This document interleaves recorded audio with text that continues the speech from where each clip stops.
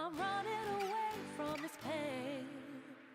I'm trying to find a new way where the sun's shining down on my face. I'm running away.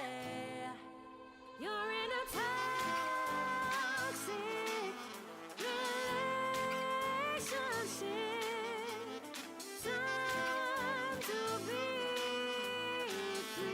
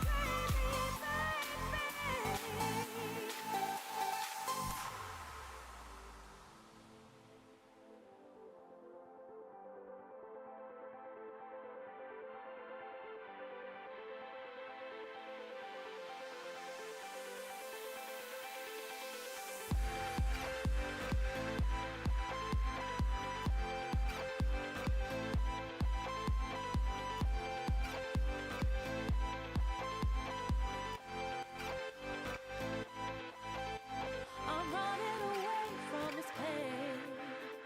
I'm trying to find a new way where the sun's shining down on my face. I'm running away. You're in a toxic relationship. Time to be free.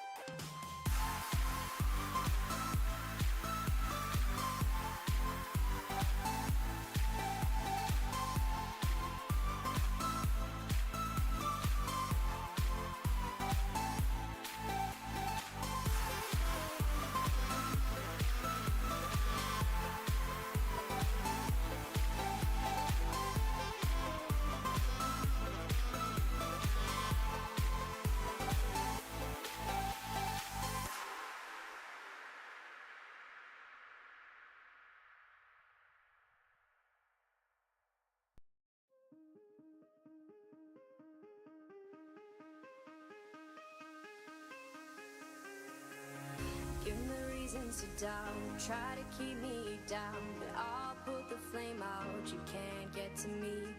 Throw your sticks and your stones, go break all of my bones, you won't ache my soul, you can't get to me.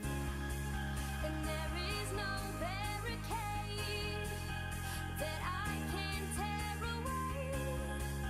Shoot me down, but fire away, away. But I'm a heavyweight. I'm a heavyweight. I'm a heavyweight. I'm a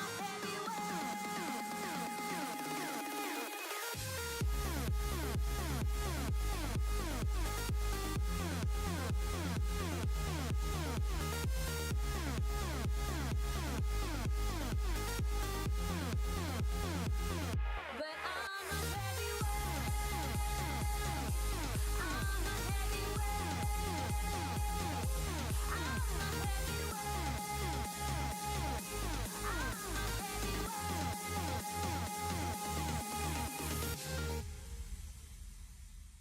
Push me down to the ground. What goes around comes around. You won't put the flame out. You can't get to me. Say what you wanna say. Go take it all away. But I'm here to stay. No, you can't get to me. And there is no barricade that I can tear away. Shoot me down, but fire away, away.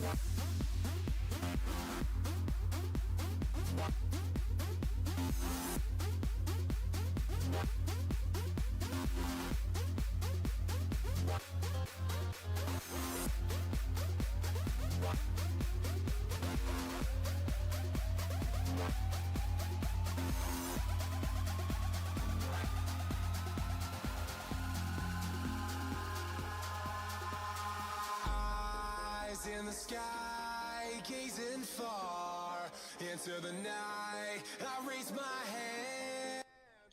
Hello, everybody, and welcome back to CMSA's Recreational League of Legends League Week 7. We're almost there. We got Week 8 and Week 9, then we got Invitational Pearl and Invitational Ruby. So I guess we're kind of only halfway there, technically. But hi, my name is Chromacaster. I'll be one of your shoutcasters today. We've also got Sam BC over here. How are you, Sam? Hello, everybody. I'm Sam BC. I'm so excited to be here this evening, doing very well. Enjoying the summer, enjoying June so far. As soon as you started speaking, Blaine sent the fart noise right over you. Don't fart over Daddy Sam, or plant Daddy Sam, sorry. Sam, what do we have in the background today? What's the theme? Oh, just some pride flags. Keeping it easy today. We're in the middle of the month. I just came back from Pride in Los Angeles. That was very interesting, to say the least. So I unfortunately missed WeHo Pride, which is kind of like the cooler Pride. It's kind of like our market days here. And I went to their Pride in the Park, which is kind of like the downtown thing. And their headliners were, gosh, what's his name? The Latin singer. I forget his name. Ricky Martin? Yes, it was Ricky Martin. And then their second headliner was JoJo Siwa. And that was so freaking cringy. It was so bad. JoJo Siwa straight up was just like, my parents are here and they're straight. Boo. I was like, oh no. She'd be like, half the crowd started booing straight people. And I was like, that's not what we do. That's not appropriate. And then she picked up a giant jug of Tito's and just started chugging it on stage. And this girl just turned 21, like just recently. And I was like, this is messy. This is real messy. Ooh, okay. Yeah. But anyways, we are following the Pearl League today. So we'll be following Vladimir's team first. Are you able to see whose Vladimir's team is? Yes, we've got Vladimir playing with Hui's Hotties. And they've got Kung Pao and Laugh Like Nate. They've got someone subbing. I have not seen them before. I see Taco Loki. And then Taco Loki. Durjanoon and Kung Pao. Yep. Hell yeah. Yeah, I don't think I've seen Taco Loki before, so that's a new sub, at least that we've seen on the stream. Very familiar with Durge and Kung Pao. And Laugh Like Nate, of course. So Perma Zyraban. Durge, who does Durge play? I know he plays Teemo every once in a while, so maybe they'll just ban the Teemo. No Teemo allowed. Period. And who are they going against? Let's see. Smolder Snacks. Smolder Snacks. That's right. Smolder Snacks has Gunny Hartman, Machine Gun Kirby, Mars, Will, and Zrozen. Who does Gunny play? I feel like I've seen Gunny plenty of times, but I haven't really clocked him for a specific kind of player. Well, Gunny had a highlight reel a couple weeks ago where he was on Viego. Right. We definitely will often draw that Master Yi ban. And Master Yi's in a good spot right now too, so would not be surprised to see that banned or picked if it is left available. You know, Master Yi has been banned in almost every single one of his games, so I forgot that he is like the absolute monster on Master Yi. Looks like it did get through last week in his last game. They were like, you know what? You can play it. And of course, he won with a 17-3 KDA, 17 kills, 3 deaths. So he slayed the house down boots. Then he also had a Viego game right before that where he was 11-7. So he's in the hyper carry mode. He's carrying. So he's gonna be in the jungle. Machine Gun Kirby is gonna be playing, looks like mid lane. They played Lux, Cassiopeia, and Lissandra last week. And then we got Mars. Where's Mars going? Mars is going top. Looks like a lot of Nasus. Top, yep, that Nasus. Yes. Will's profile picture is if you play TFT, the Morgana thing, whenever she kills you, it's just her like looking down at you with these big emoji eyes. It's so iconic. I think they were cute as bot lane last week. But they also had a Teemo game last week. So I see Misfortune, Aphelios, and Teemo. So either they swapped or they did some crazy stuff and put a Teemo in the bot lane, which I frown upon. And then last but not least, on Smaller Snacks is Rosen. Looks like they're going to be playing, looks like most likely the mid lane. They got Kassadin and then 2 brand games. So yeah, oddly, there's like no clear support. I mean, I think a couple of the people on this team have flexed to support, but yeah, not like a support main. I mean, if Rosen's playing brand, you could just throw him down there, no Yeah, problem. yeah, that could work. Or, you know, Will can just play Teemo support. The story. I would love to see a Teemo support, actually. The last time I saw a Teemo support, I was playing against it, and I was happy to play against it, so I will take it all day. With the new Shadow Flame, maybe it'd be super good. You get really fed early, you get your Shadow Flame. Not Shadow Flame. I keep Blackfire Torch. I keep calling it Shadow Flame. The new Blackfire Torch. Just run at them, burn them, and run away. And just do that the whole game. Play a super safe ADC like Kate or Ezreal. I don't like it, but it could work. Looking back at the chat really quick to see who says what. Mr. Raccoon got here first today. They said, ha, first, I beat John. Poor John. John said, honestly, I never closed this tab, so I've been here since Fortnite. The tab's just always open. He's just always first. There's no exception. Mr. Raccoon said, I mean, I haven't closed it either. I actually have the Fortnite VOD open in another tab because I'm pulling clips. You guys were both here first. You guys tied. I guess. Got John saying the crying face.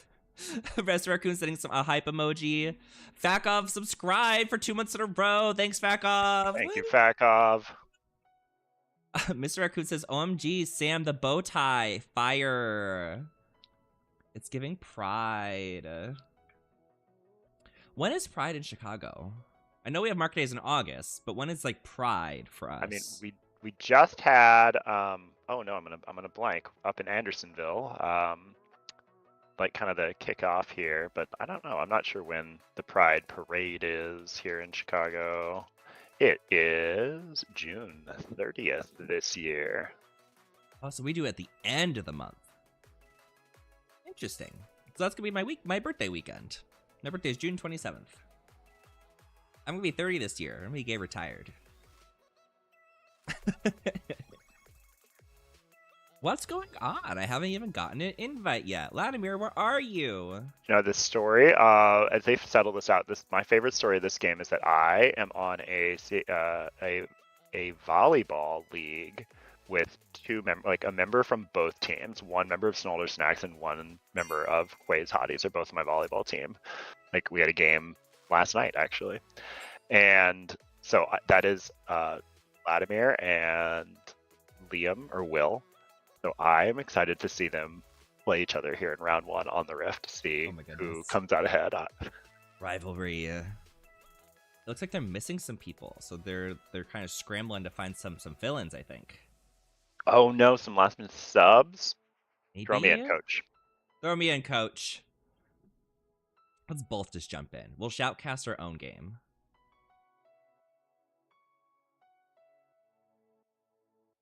We'll have to follow all of our games.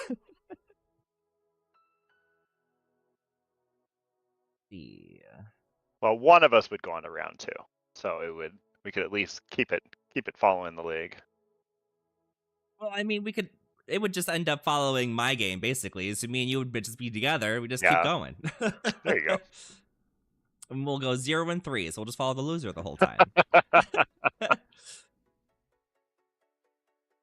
My poor Callista, she's in a 0-3 state right now too. So, bro, let's see, I will ask him if you absolutely some people, Sam and I can jump in and we just stream those games to you. I literally can't type and talk at the same time unless I'm talking when I type. So, oh, it's shaping up to be a wild week already here. I just had the wildest week of my life. I am like so ready to have a chill week. Pride was insane. So I met up with all the other casters. So like my little squad of friends. There was like 11 of us, I think. And these guys, when they drink, are messy. Lots of crying, lots of tears. People running into the street, chasing each other, hitting other people, like wanting to fight. Like these guys are messy. I'm over here like, please stay out of the street. Please come here. Oh my God, stop. I'm playing the dad, and everyone else is like, yeah. See, that was me at the meetup on Friday. I stayed pretty late, but my cue to exit was when tequila shots were being ordered, and then there was talk about kind of following up at Cheesy's or like for grilled cheese sandwiches after that. And I was like, that sounds like a great idea, but not one that I'm going to be a part of. So I took off there, but it was a lot of fun. The meetups are always great, getting to see everyone. Got to meet a lot of new faces too. There were 2 folks out that had literally just joined the CMSA Discord and were like within the last week. So I told them about the stream. I said to look for me tonight. So if you're watching, hello. Oh, I told somebody on Grindr I was going to send them a clip to the stream. I forgot. It's too late now.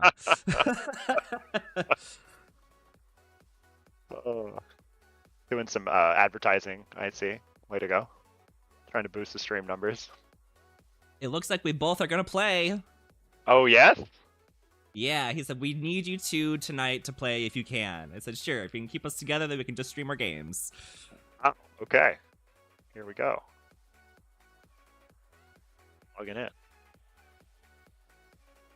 Well, this is going to be a very interesting stream/shoutcast.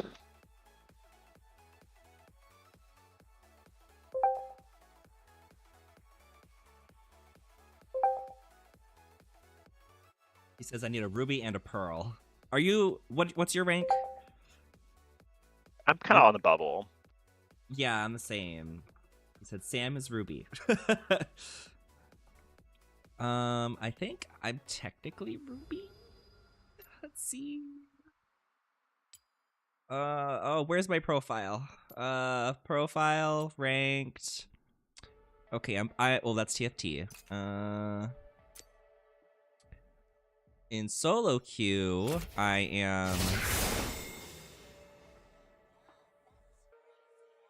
I can't see. This is how much I play. Because it's a new season, so you're probably unranked if you haven't done the 5 placement matches yet. Fair. Profile. Ranked. Okay, so I haven't queued. I don't have a rank in solo duo. In flex, I am silver 1, so I am platinum. I mean not platinum. Jesus Christ, pearl. But I was gold 1 or plat 4 in flex last season, so I guess I could be either or. Okay, I'm getting okay.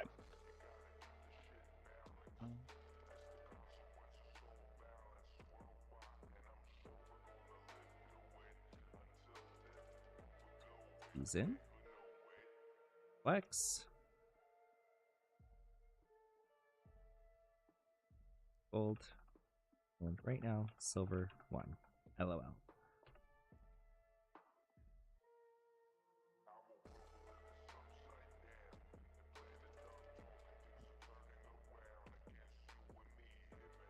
All right. Well, I've been recruited to a team, and I don't think it's gonna be a team with you, and so. Oh no. I think the best way might be for me to just go and play with them and do what I can and leave you here alone. Okay. That's fine. If that's at all possible. It seems like that's what's gonna be. We have to That's do how what we have to do, girl. We gotta do what we gotta do. For the sake of, I think. Hold on, I'm hearing. Oh wait, I just heard someone is showing up, so we won't do anything yet. Okay. Okay. And you're playing? I think so. I'm Amazing. still waiting. He's figuring some stuffs out. All right. Well, everyone on stream, or watching our stream, thanks for thanks for bearing with us as we've had. What was the word that was used in the meeting, or not the meeting? The start. It was apocalyptic, I think, an apocalyptic week for subs and people showing up. I get it. Like the middle of the month, everyone is out on vacation. They want to use their like one bye week all right now.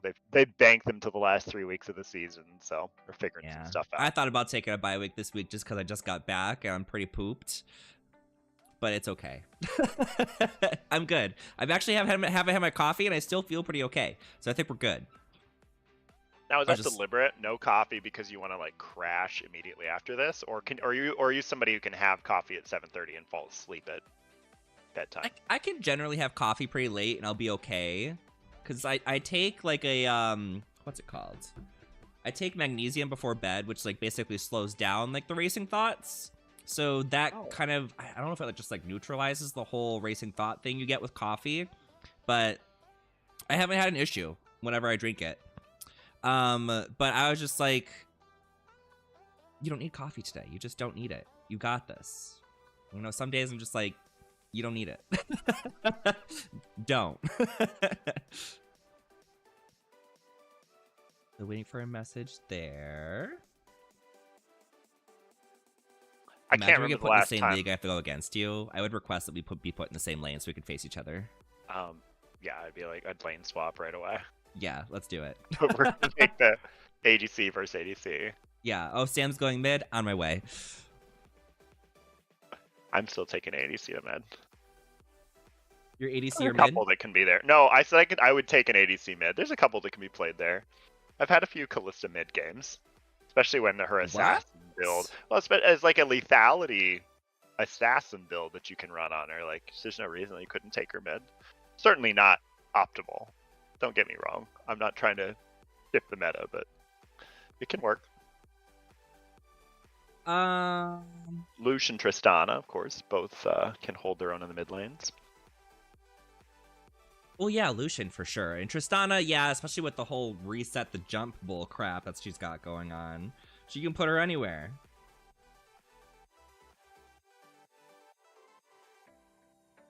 I just keep getting distracted. I'm looking between Discord. I know, there's so many different sources of information on the Twitch. John. Oh. Like refreshing the bracket to see who's missing, so we can see who gets thrown in. Right now, Smaller Snacks is missing one person. Bagger's Vixens is missing one person. And if there's people missing in Ruby, then poor Latimer has to deal with that because Zangi's not here this week.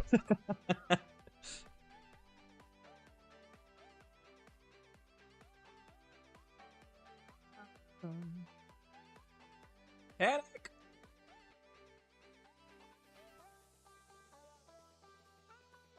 Oh yeah, John, that's definitely a bot. I got it, don't you worry.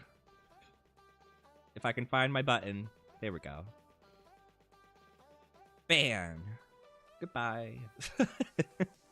Oh look, like they immediately left. Like that, even the message on Twitch is just gone. Yeah, it deletes everything Instantly. Great. We actually had somebody last week that jumped in and did something similar, and I was like, bye!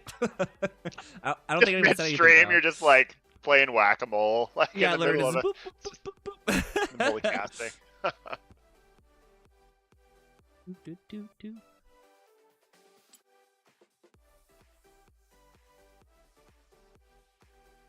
Yeah, I need to start playing my champions with my highest masteries. Now that we have these cool mastery thingies. Like Ashe, Lux, and Kate are my highest masteries. Brand was up there instead of Kate.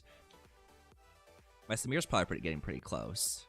All my highest Eternals are on Lux. Tell me you're a homosexual without telling me you're a homosexual. Are Eternals still a thing? God, I have completely forgotten about them. Yeah, okay, last time we were able to find people. Okay, so fabulous. Did he say that you were getting put into a team, or you're with me? He said I have no team, so I'm with you. I'm Okay. stuck with you this week. Stuck we don't with get me. to play. Drats.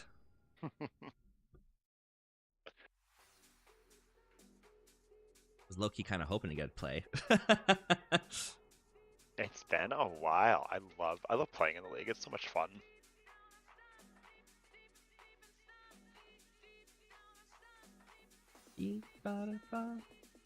See, now this new playlist, like I said, it has like lyrics in it. So now I'm over here saying all the lyrics, and this is why it needs to stop. I need one without words. Wonder where all these people came from. Let's see, how did it switch? Refresh. You'll see some missing slots. Mad scramble. Scrambled eggs.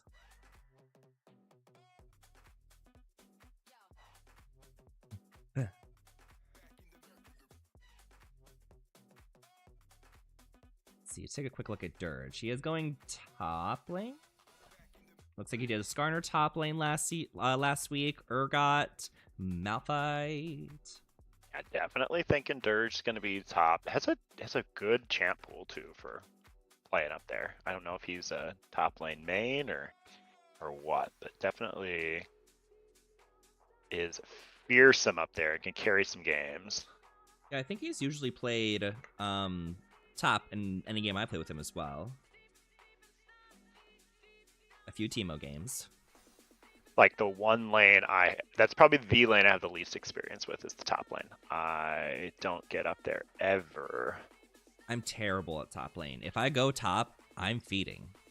Like, there's no other option. Like, I can kind of hang out up there if I'm playing like Aurelion Sol.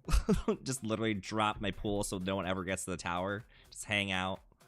I think the last time I played top laner, I just remember I was getting everything just kicked in by the opposing top laner because I'm woefully inexperienced up there. And then for some reason, I don't know what was happening in the bot lane, but like the enemy ADC showed up, and I'm like, I've been getting beaten to a pulp all game by the enemy top lane. I was like, no. You're an ADC. You're not relevant yet. And I just like flashed on them, went all in, and just killed them and walked away. Like the instant they showed up as like a top laner who was behind, like well behind my lane opponent. This was probably in the middle of last season when ADCs just had absolutely like negative agency on the game. It was a humbling reminder that sometimes the role is just not strong, which is not true right now though. It's true. No, they're definitely strong right now, but like I think throughout most of history in League of Legends, ADCs just, they're too easy to kill. We go into Juggernaut meta where they're not able to kill anything. We go into Assassin meta where they're just killed by everything. Those are pretty much like the only metas. We never get an ADC meta. We don't really get a mage meta.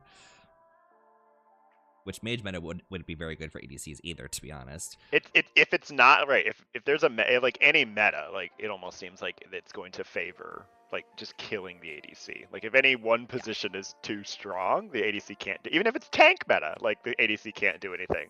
It just is I don't know, unless there's not really much of a meta. Maybe I don't know. I didn't play a lot during Enchanter meta. That was like the one era of the game where I wasn't really playing, where it was like Ardent Sensor all day, every day. Yeah, I remember that. But that's like the only time that I was really kind of out of the game. I don't really remember. I assume ADCs are pretty strong since we had like the Enchantress support, but I don't think they were like crazy or anything. I think it was just very specific people. Like that was probably like the time when like Kog'Maw Lulu was like insane. Oh, was that when like Kog'Maw could just go like machine gun Kog'Maw and far exceed the attack speed cap and annihilate I'm pretty sure that was everything? around that same time. You didn't have to. You couldn't attack move. You would just stand there and turret, and everything around you would die. Mm-hmm.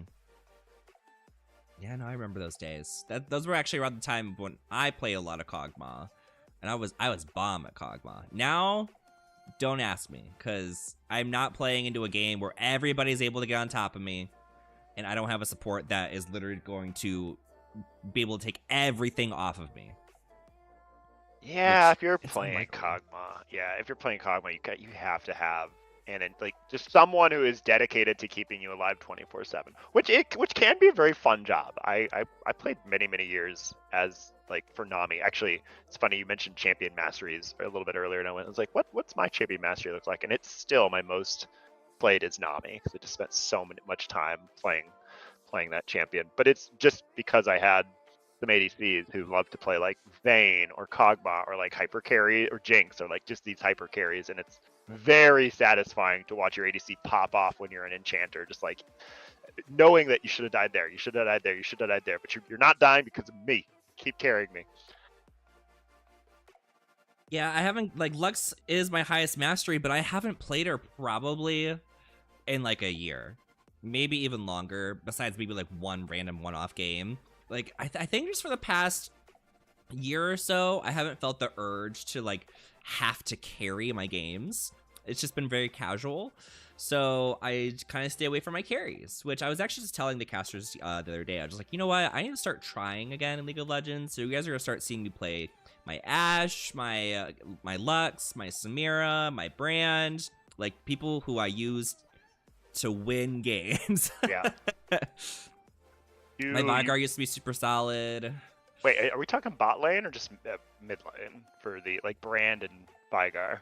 So I would typically flex between mid and bot lane. Mid lane is probably my strongest lane if I'm trying to carry. Bot lane is my second best. And then, I mean, support, I don't usually take on a carry role as support. Like, I don't go AP Lux or like some crazy carry, or Senna or whatever. If I'm going like Lux as a bot lane, I'm gonna be playing support Lux. Like, I'll get actual support items, which some people are like, don't do that. You don't do any damage. But I'm like, have you seen my yo-yo shields that are protecting the entire team for 500 HP? Because that helps. And my snare still lands and my slow still works. But instead of popping my slow as soon as it lands, put it down on the ground and I make a giant AoE slow so no one goes anywhere. So I think it's really efficient in my play style, at least. But I know most people are like, just do damage. You know what? Now I have to play. I have to play Lux. Let me in. Show it. Let me in.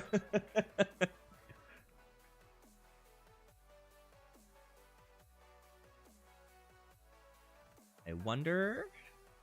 Let me refresh here. See if it'll tell us. I see lots of games have now started.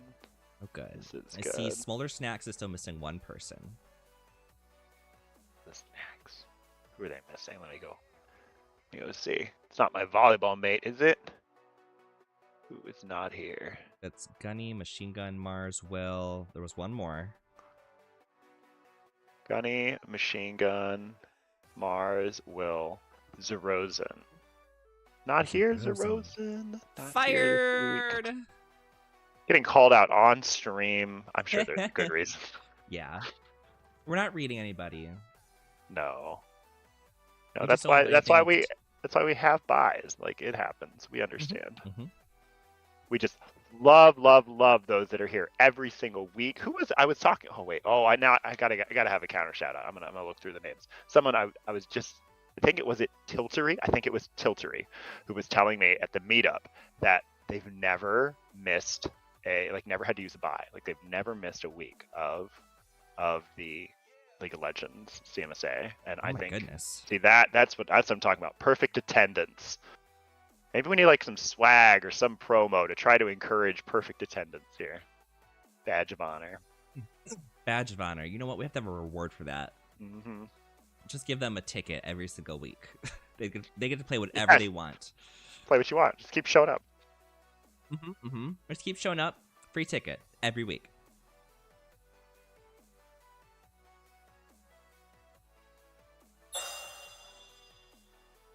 All right, got the invite from Vladimir. Okay. What we've got.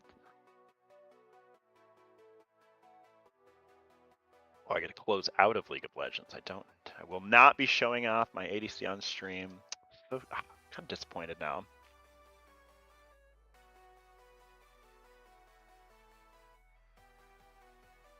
We're just waiting for one more person to jump in.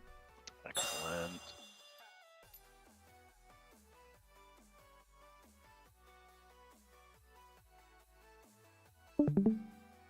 Ba-da-ba-bum.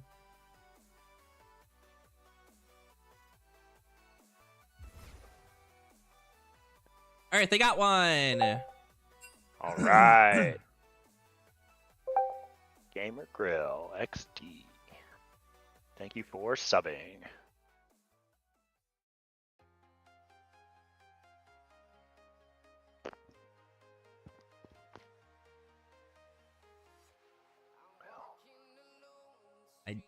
This button in the League client now that it says Play Legends of Runeterra, it just makes you want to click it so bad. I know it's so enticing, and then it doesn't even like, and then it just like crashes the client and opens up Legends of Runeterra. Kung Pao's like, wait, are you a gamer and a girl? It's Gamer Grill. No, it's just a grill. Are we invited to the barbecue? It is barbecue season. Grill that games or a game that grills?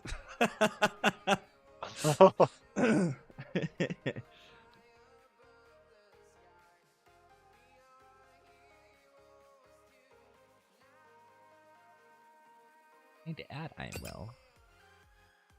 And let's add Gamer Grow and Taco Loki. All the friends.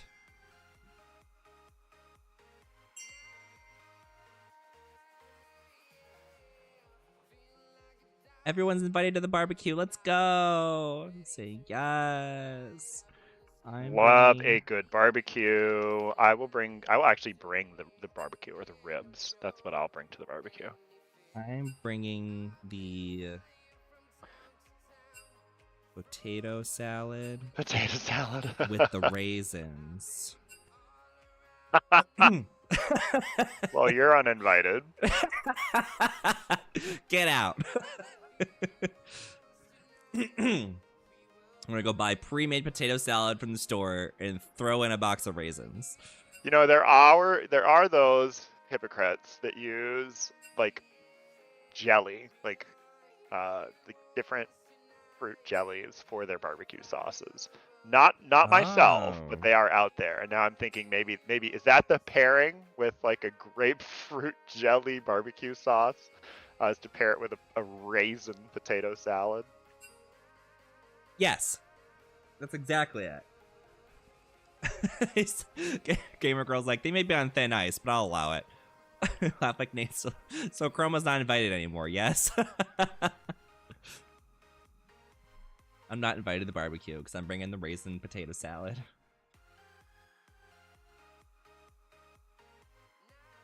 Mars says raisins is crazy. ...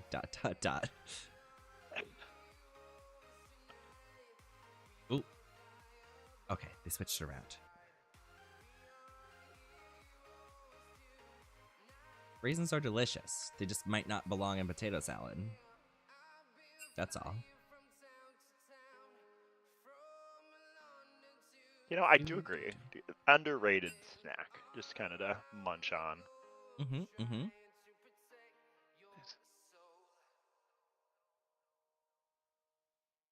Let us in.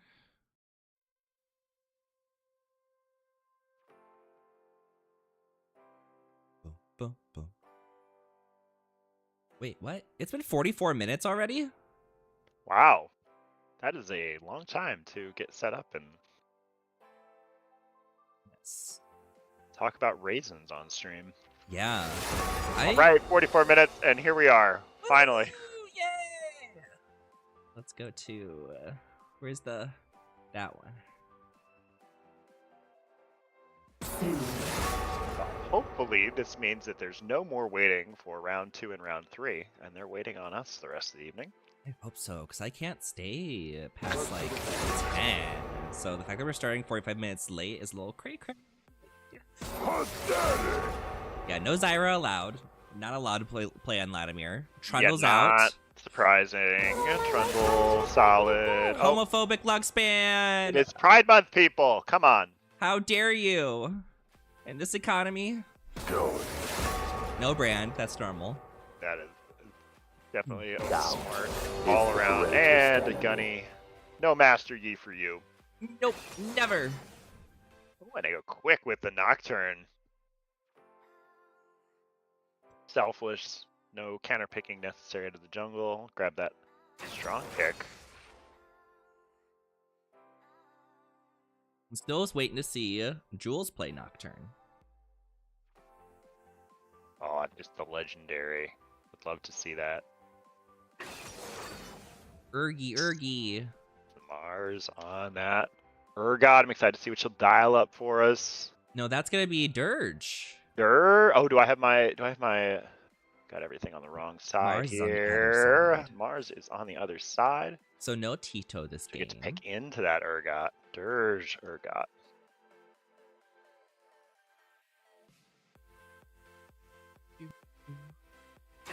Play Timo into Urgot. Oh no, it's gonna be Skarner. Always a good choice though. Skarner's really, really good right now. Yeah, definitely can flex them both into the jungle and the top. Obviously going top in this game, but very strong, as you're saying. Just provides so much. It's like multiple champions rolled into one, it seems. As like his tankiness, the CC is so speedy. All right, we get a Jinx for, I don't know, not sure who is going into which position on Hui's bodies. If that's Taco Loki or who it is, but Jinx is such a strong pick right now. I mean, she's always great. She's not the safest, but she's definitely the most hyper-scaly. Yeah, if you're unable to punish this Jinx early and get to the point where like 5v5s are happening, which in a lot, I think that's kind of the meta for a lot of the games we see, is that teams aggressively will group around dragons, around objectives, and it is 4v4s, it's 5v5s, and Jinx is going to thrive if you can't get to her. Now, Nocturne is one way to get onto a Jinx, so that can be some immediate kind of detonation of your primary damage dealer. Oh yeah. So I'm curious now, with Lissandra next to her, that's enough CC to just kind of instantly say, nope, throw that Q to pop the spell shield, and then Jinx is away. Yeah, you do have at least the Lissandra to kind of be like, let me just push R, make sure you don't touch my Jinxie, but you can be a little slippery with that Nocturne spell shield. If she sees Nocturne flying in there, maybe wait a second, let Nocturne pop the shield first, and then kind of put her down. You gotta be very careful with the timing on that one.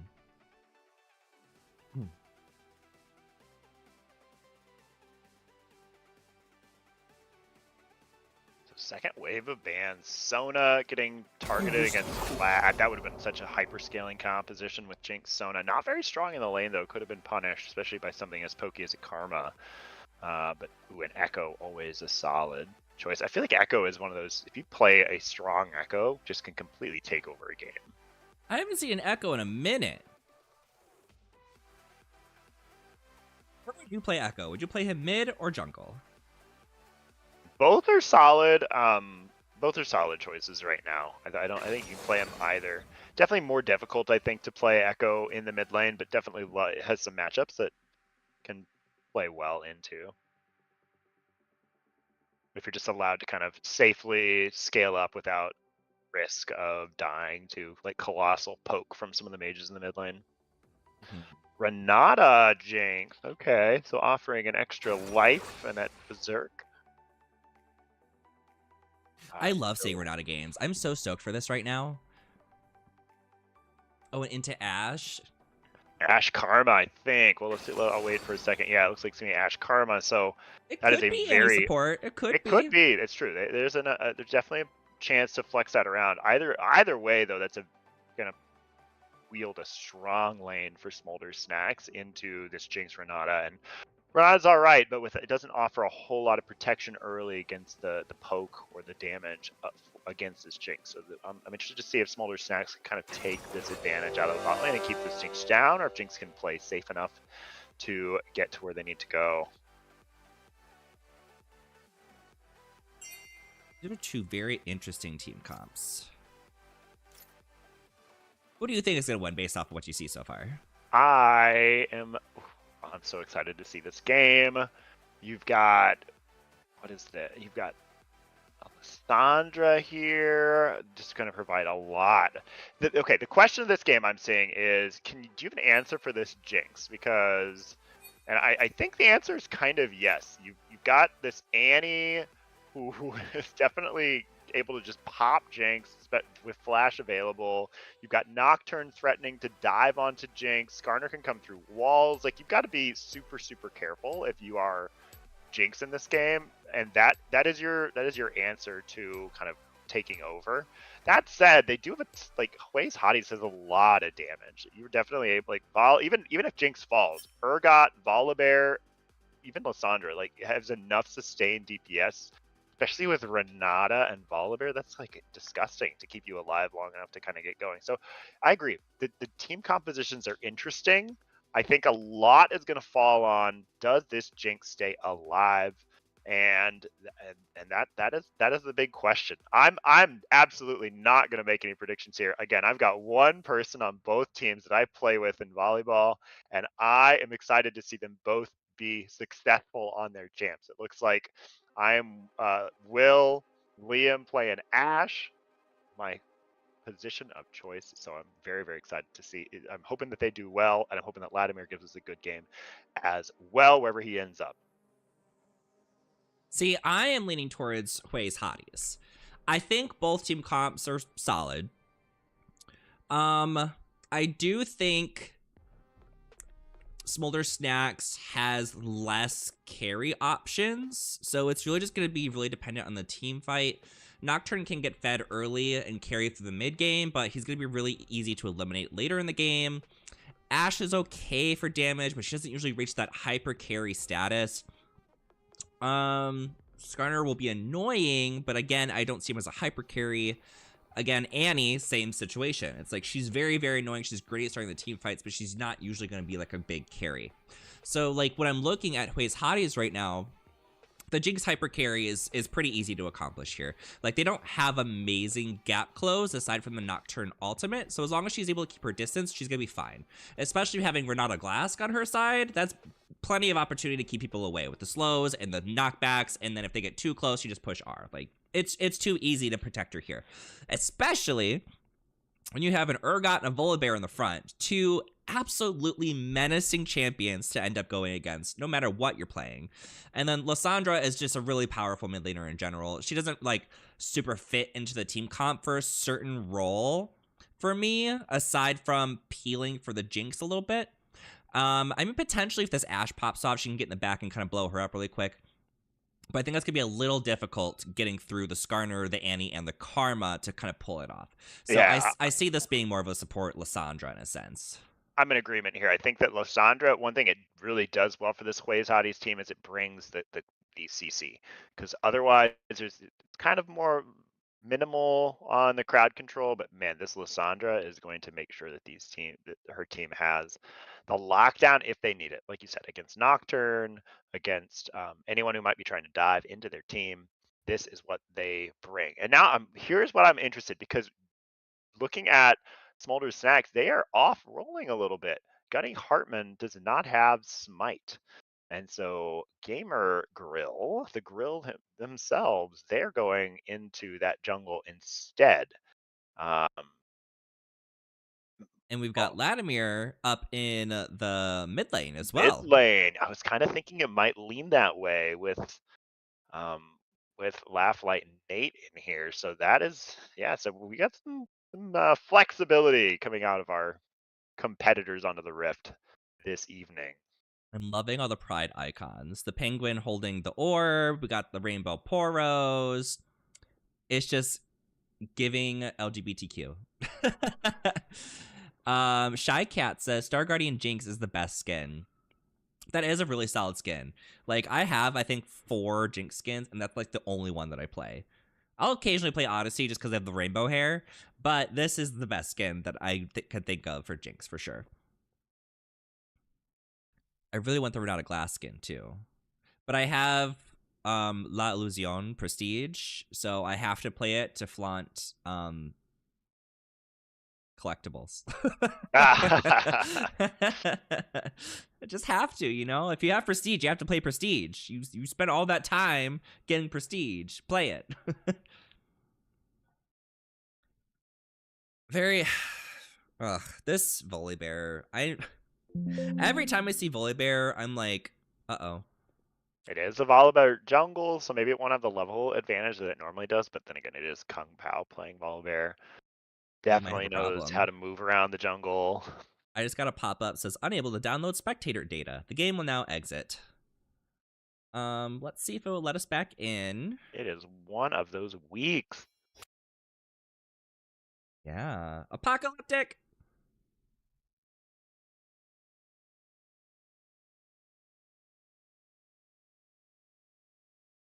And being the black screen of death. What are we doing? We're Riot Games.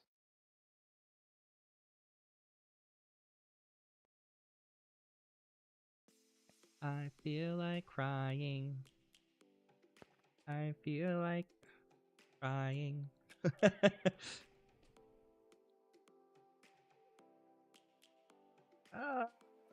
Let's. I don't get to see this matchup, Lad versus Liam.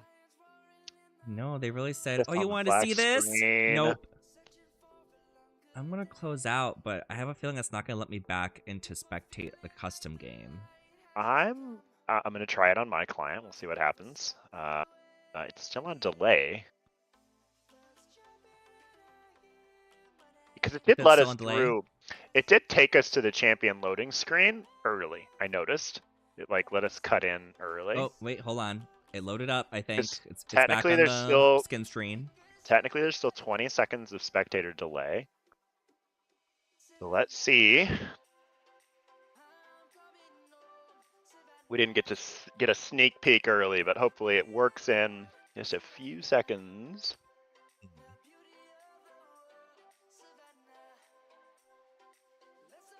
As Lad and Liam face off, Smolder's Snacks versus Hui's Hotties, and there we the go! game loads right on time. Thank you very much. Thank goodness. Zoom out. Oh, game pause. What a great day. It's been a minute. Universe It's knew been you 1 were- week since you looked at me. It Bare probably naked has ladies. been a week since you looked at League of Legends, huh? Well, yeah. I wasn't in town for one, and you for were two, you were out of town. I was playing Sea of Thieves if I wasn't here.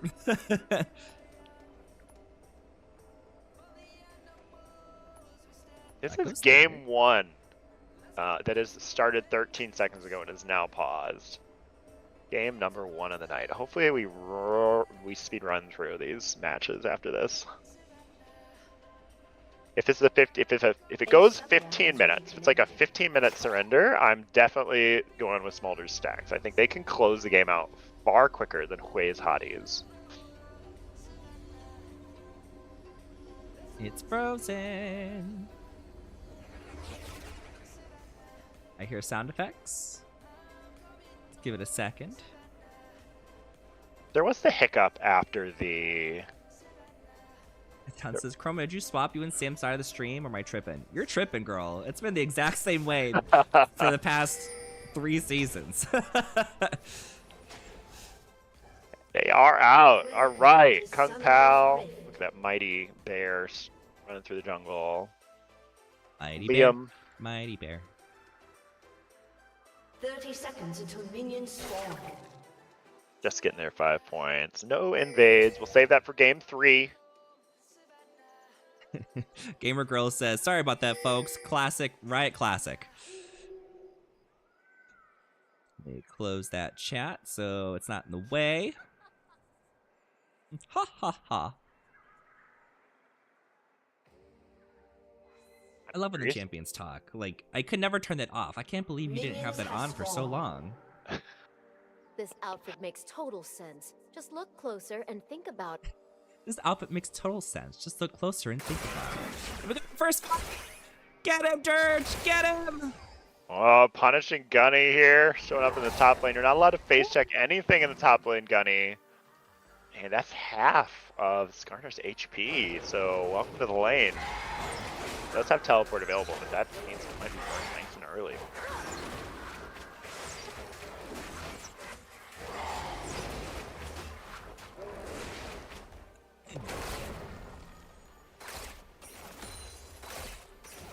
Poor Gunny, starting off with 1/3 of his health missing.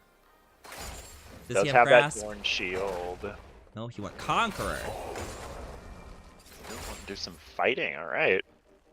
Dirge ready to punish though. Like, come here. This song. Listen, listen, listen. You have Gunny slightly pushing up forward, which is going to make it a little hard for Nocturne to make the first gank there. We could buy him a reset if he wants to take it here, so I like the way that he's playing the lane. Ooh, laugh like Nate. No free poke onto I Am Will.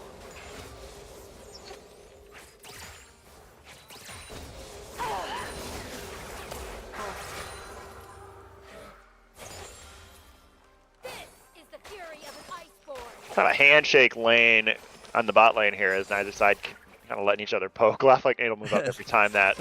He's trying. Every time the handshake is on cooldown. No more handshake. Die. Yeah.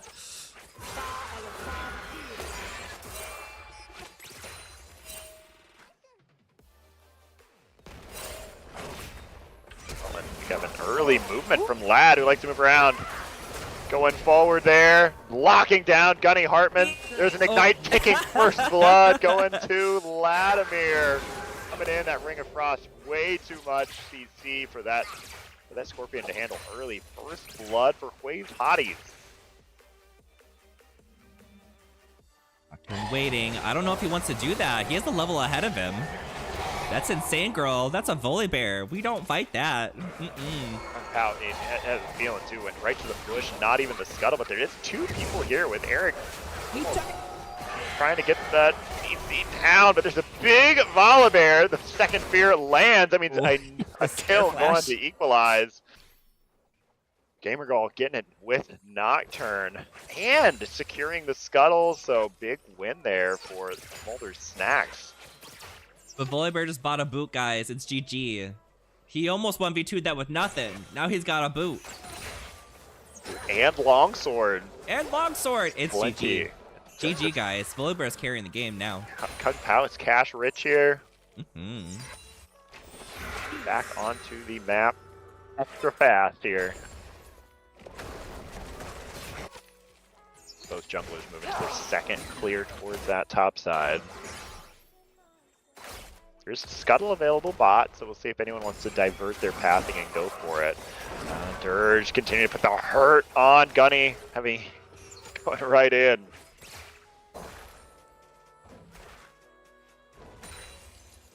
Half HP, it just feels like the Scorpion is not going to ever be full HP. I think that's one thing that he's kind of missing. It's a little bit of sustain for the lane, but he is kind of supposed to be a jungler, so I guess you can't give him everything.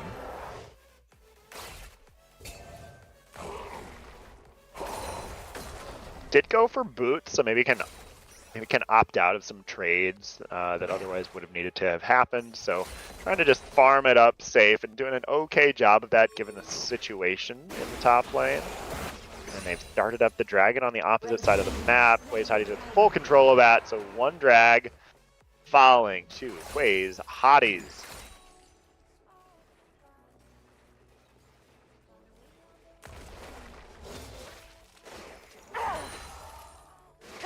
Waiting for Vladimir to get 6. When Lysandre has 6, as long as Annie's stun isn't about to proc, she wins those trades. But if the stun's up and she has Tippers waiting, I don't think she's gonna win those. Handshake! Come here!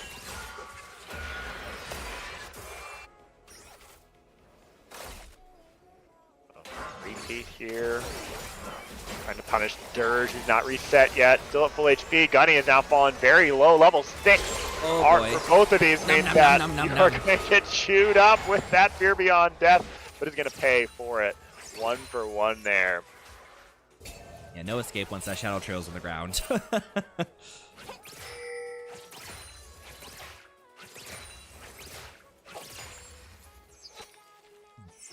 And bot lane has just, again, continued to kind of play both sides playing very passively. Not a lot of poke, but on the top side, it is just going the exact opposite. Gamer Girl wanting to start up those grubs. Oh, the fear! Here comes He's like, I'm coming in. We're forcing diving. to dive. Oh, Volibear diving. What a surprise. Meanwhile, Should've finally lived. some engagement. No long range pickup available. Gunny is now back into lane to pick up that Kung Pao. Lad forced to claw away with that glacial path. And now they'll start up these grubs. No smite available for either side.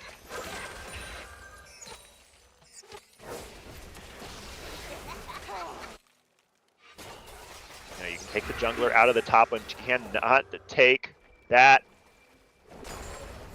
Or you can take that, I said that backwards. I'm Can't like, take the wait a jungle on the second. top lane. You can take the jungler out of the jungler. You can put him in the top lane, but it's not going to change anything. It continues to just blunt these grubs. Says, give them to me. Gunny now, no mana, trying to get away. Volibear's arrived, trying to clean this up. Cobalt Deep just finishing up the scuttles, but he gets Grill smited away run. by Kung Pao. Gamer Grill kiting away. Oh, do it again. Tower dive again. Alright, it ended up being 2 grubbies going over to Smolder Snacks. Oh! And another one. Say that. And now And another one Gunny. bites the dust. Bum, Ooh. bum, bum. Yeah, Wow, 2 over to Smolder Snacks and 1 over to Huey's Hotties. Lots of bloodshed there over that little grubbies. We did see some fighting finally in the bot lane. Looked like right as Liam got the Enchanted Crystal Arrow, they made the effort to go in on this Takaloki or Jinx, but overall, no kills. It's all been on the top side of the map.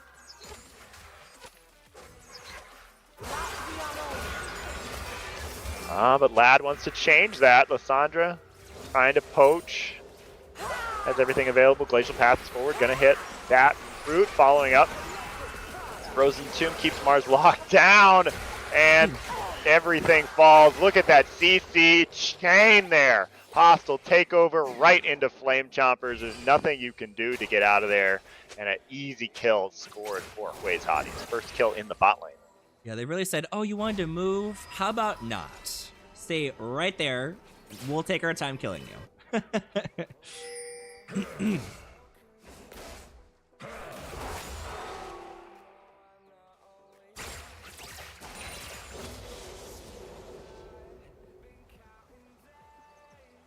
Bit chaotic, but yeah, the cold, only 1k difference here between the two. Huey's Hotties pulling a slight lead, even if their bot lane is mostly off the back of just small CS advantages in the top lane here. And a couple kills. Be careful, lad. I'm sure Tibbers is back up. Yep, of course. Dragon spawning on the bot side of the map, and it looks like everyone is interested in there.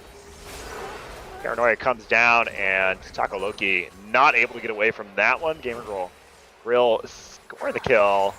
And now they have everyone available, including their top laner here, to take over this dragon area as it's soon to spawn. I love how everyone just assumes they're a gamer girl. It's Gamer Grill. Gamer Grill. Grill. We're all invited to the barbecue. Raisins and all. Raisins and all. And the 5-man dragon take is complete here for Smolder Snacks, but that means that Durs has had a lot of time solo on this top turret, taking I think 1 or 2 plates during that. Yeah, it's down to halfway. A little less, actually. Make it count. Volibear. Tibbers. Volibear Jr. Tibbers expended from that Annie. Not scoring a kill in the process, so a little bit of time for Lad to just farm peacefully without that threat of that ult all in.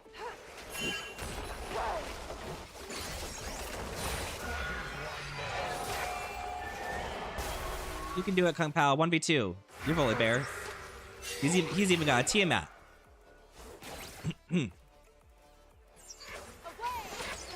Way.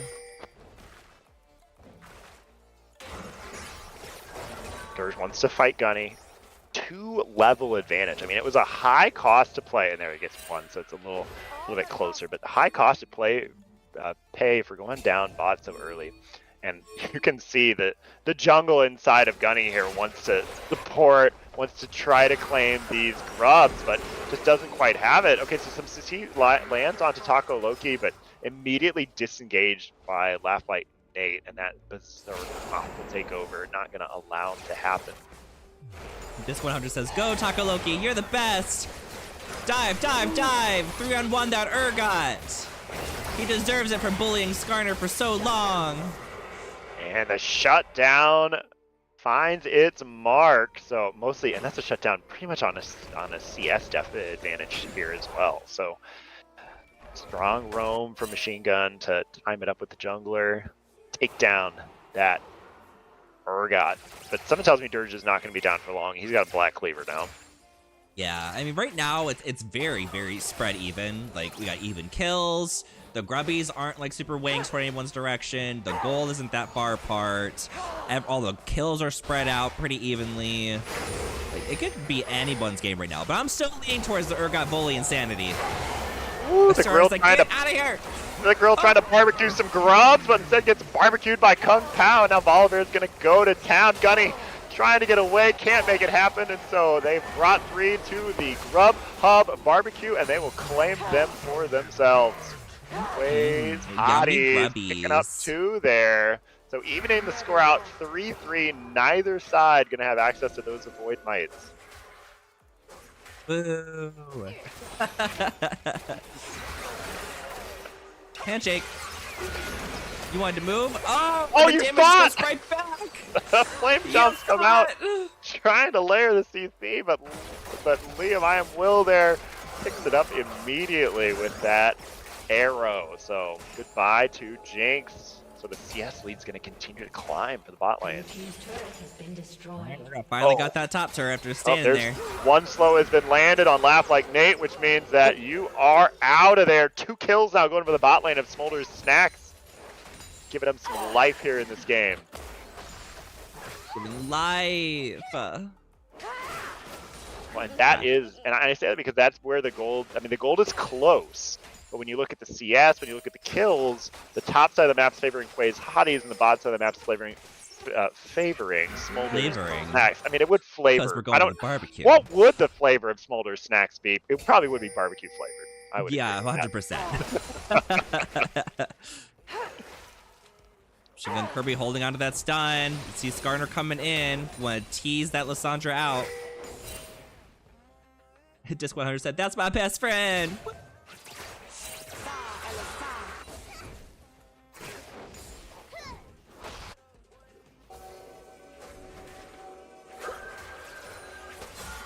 So now, just like clockwork, we've got this dragon soon to spawn. Nocturne, paranoia going forward, and that means that this poor Laugh Like Nate on Renata Glass is going to go down. Now they're trying to find Taco Loki. Oh, Liam flashing over the Flame Chompers, trying to score 1 more kill. Look at that tanking from the Gamer Grill. Not letting that turret take him down, which means 2 more kills on the side of Quay's Hotties. I think they meant to ult the Annie, but then accidentally ulted themselves. Just remaining at full HP, especially with the dragon soon to spawn. Just giving that dragon over, going to the top. Well, maybe not. Still has time to kind of head to the bot lane here, as this next dragon has now spawned, but neither side going on it right away. So we've got some time. Rift Herald drop now for the mid lane for Quay's Hotties. Looking to secure a turret. They've already gotten the top lane, and now they've gotten the second one. They're beginning to open up the map. Vlad driving off towards his own turret. Nope, now towards the dragon. Blinded by Gamer Grill. And it's continuing to go, and now finally just says, I'm out of here. No smite now available. Beep, beep. Kung Pao securing dragon number 2 for Hui's Hotties. I love the just kind of juked everyone out with the using the Rift Herald just as a personal Rift Herald cruiser to head to the bot lane. Like a Lift Herald at your service. Lift Heralds. Ooh, stun. Oh, Lad going nowhere fast after going everywhere quick a moment ago, but they've got everyone else to turn around. Liam here putting out the DPS to that Ashe, which means the Kung Pao falls shut down, going over to Annie. They're bringing Gunny now to join 4 members here. They're going to put the full set. Oh, and Urgot trying to answer with that teleport. It is going to be enough to keep Jinx alive. Gamer Grill, though, wants to see, is there anything to add to the grill using Paranoia? He wants that Jinx. It's like, come here. No more vision. Oh, just getting out of there. Good use of that fruit in the jungle to get away. I love how Renato was just like, okay, I got sweep now. Gotta make sure there's no vision. We want to make sure they can't be seen. Smart girl. Now they're looking for their first turret here. Smolder Snacks finally getting number 1, and they're threatening number 2 in the bot lane, so equalizing the turrets here.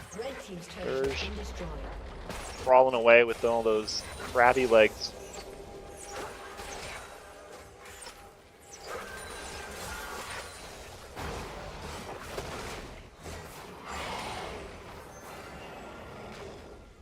It's definitely a game where everything happens all at the same time because both these teams are very focused on supporting all of their teammates and not having anyone try to play individually or be a hero. They're all coming down for objectives together.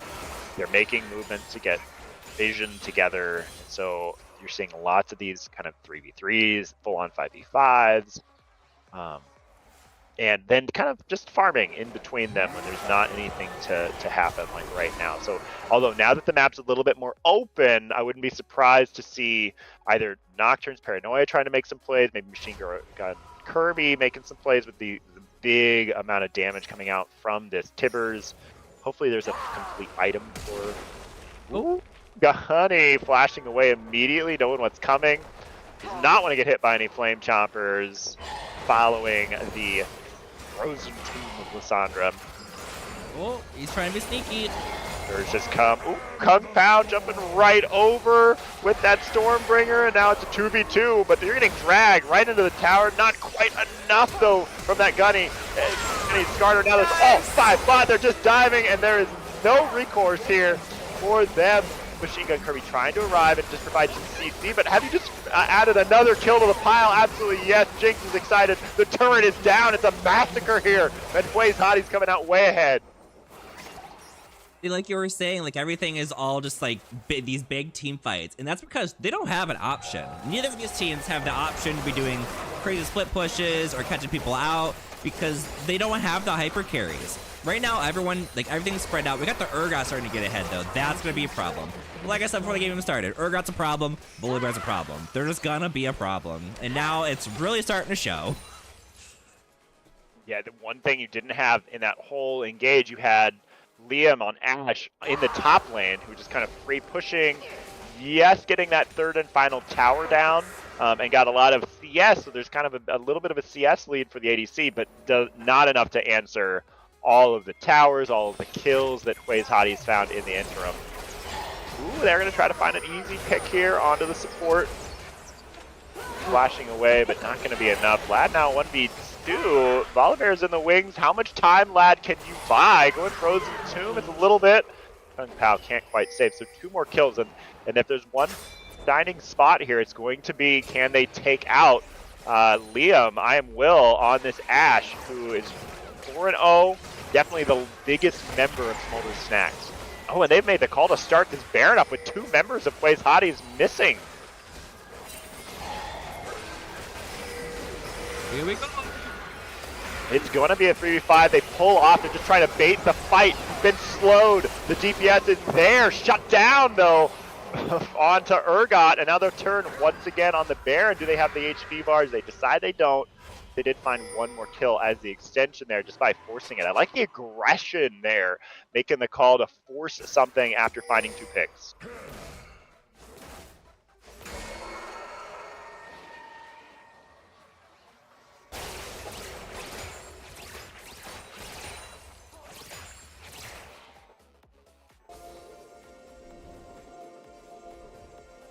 And now, without really much time to even rest, the next dragon is spawning. So both teams sending members down there to try to start collecting.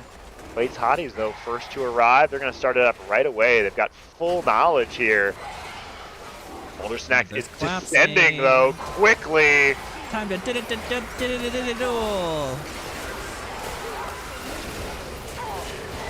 Ooh, such a good Renata Glass ult. Kung Pao able to stay alive for just a second, but not enough to get that dragon. They're everywhere. And Blaze Hotties comes out on top and got the dragon. Wait, no, they did not get the dragon. They did not. Smolder Snacks manages to secure the dragon in that, and one of the things about the way they came into that fight is they all came down as a full 5-man stack. No. They're thinking about doing this Baron. They're too low. They are very low, but they want to do it. They have no competition. Dirge is up, full HP. Can he tank? They've got this Jinx who can definitely output the damage, although he might want to switch into minigun form. Machine gun! Machine gun, machine gun. Loki! Loki, stop! Use the machine guns! Press tab, read your opponent. Machine gun.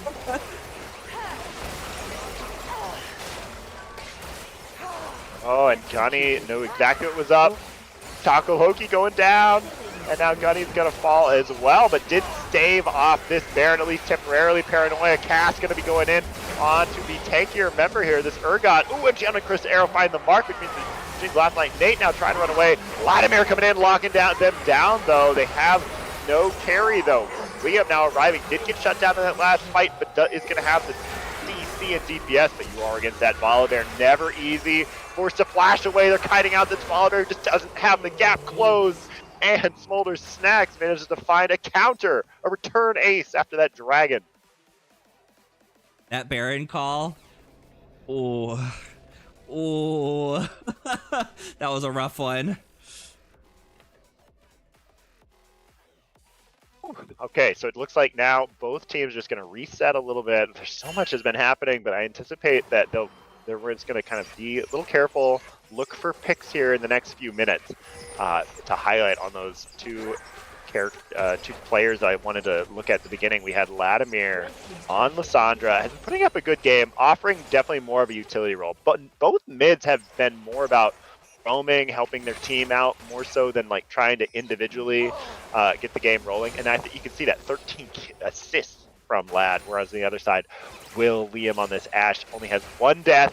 Kind of the hopes of Smolder Snacks lay in the behind the Kraken Slayer and the Trinity Force of this Ashe's DPS. Can Ashe remain relevant for long enough? But you've got a Jinx now with Phantom Dancer and Kraken Slayer on the other side, who would seem to start putting out a lot of DPS.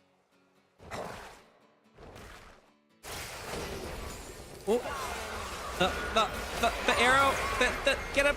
Oh, here he comes. Okay. Jinx down, 3 members low. Everyone on Smolder Snacks descending, 3 kills now. Gunny trying to find a 4th. Okay, they've got a decision to make here. 3 members of Blaze Hotties have just been picked off. Are they going to use it just to buy time, or are they going to try to push for some sort of an objective? You got to be a little hesitant after seeing the disaster unfold for your opponents at Baron to just start it up right away, even with a numbers advantage. Yeah, if like Jinx isn't necessarily hyper carrying right now. Most of the damage is coming from the Urgot and the Volibear, but still, when you lose that Jinx, if she's gonna get caught out, you no longer can fight. And they're also spread out too, whereas Smolder Snacks, they were grouped up and they were ready. Nocturne was like, I'm ready to push R, and then one stun hits Jinx, she's like, we coming.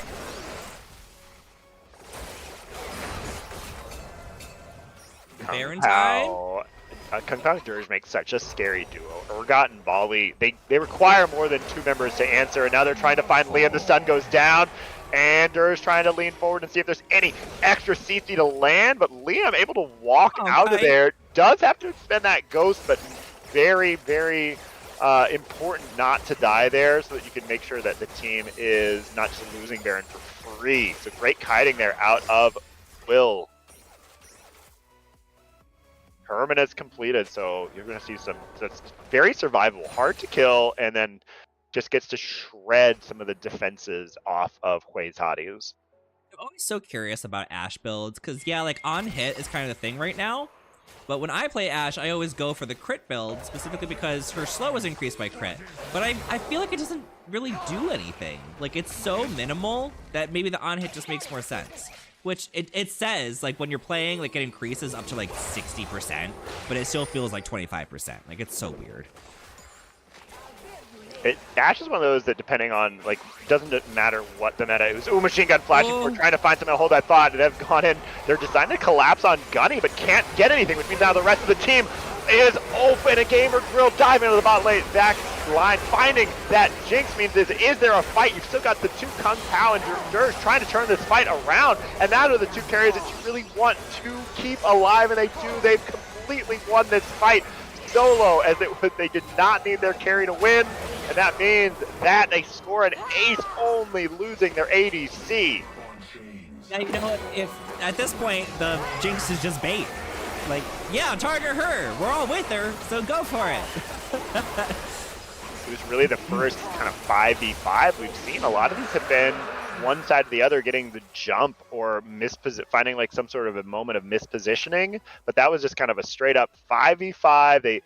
They went in, they went out. We had Gunny on the side looking for a flank, got out when Hui's Hotties collapsed, and that gave Smolder Snacks all the confidence they needed to go for that one. They full sent and did not work at all for them, because Durge and Kung Pao on this Urgot volley are just too big right now. Chance of Crystal Arrow does not find a mark. Speaking of Bloodlust, they want to try to find one more. They see some low HP bars, and they're hoping they can score a return kill, but everyone managing to disengage from Hui's Hotties. So they did the hard part here. They've managed to disengage. And Bully Bear is just now starting to get some defenses into his build, which is great, because he's definitely been exploding in these fights.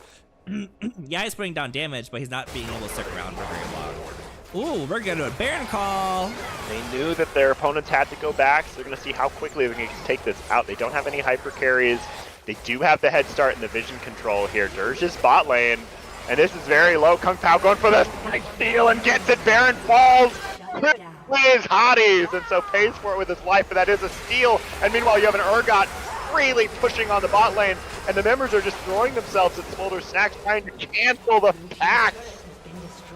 And that means a turret and an inhibitor go the way of Hui's Hotties. Yes, they lost a couple kills, but those were deliberate. That was one to steal the Baron, another to stall the team's resets.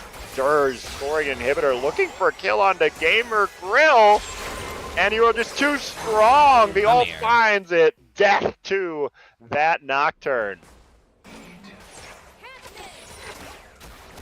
What a hero steal from Kung Pao.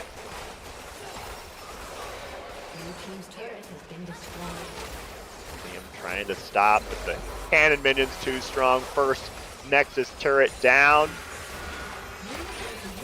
Durge jumping forward. Enchantress Arrow does not find the Urgot. Immediately down for Renata. Not quite as tanky as your Urgot comrade there.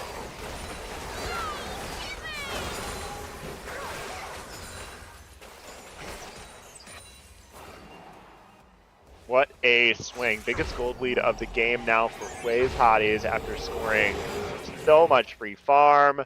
And the inhibitor in that bot lane on the back of Urgot, and most importantly, the might steal from Kung Pao. What a hero there to make that happen.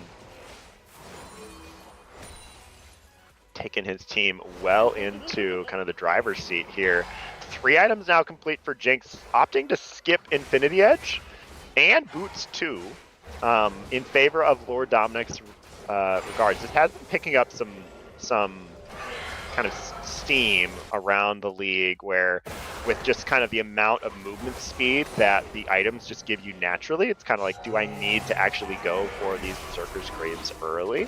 And so kind of skipping that just to build more damage more quickly. And I mean, I guess if you've got a Nocturne that's jumping on you, no amount of running is going to save you. So Reach.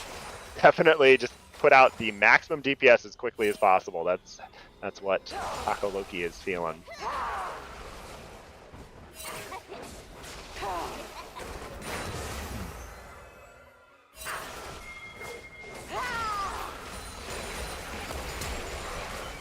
Oh, stun, diving in. Here comes the Nocturne. Whee! She said, you brought raisins to my cookout.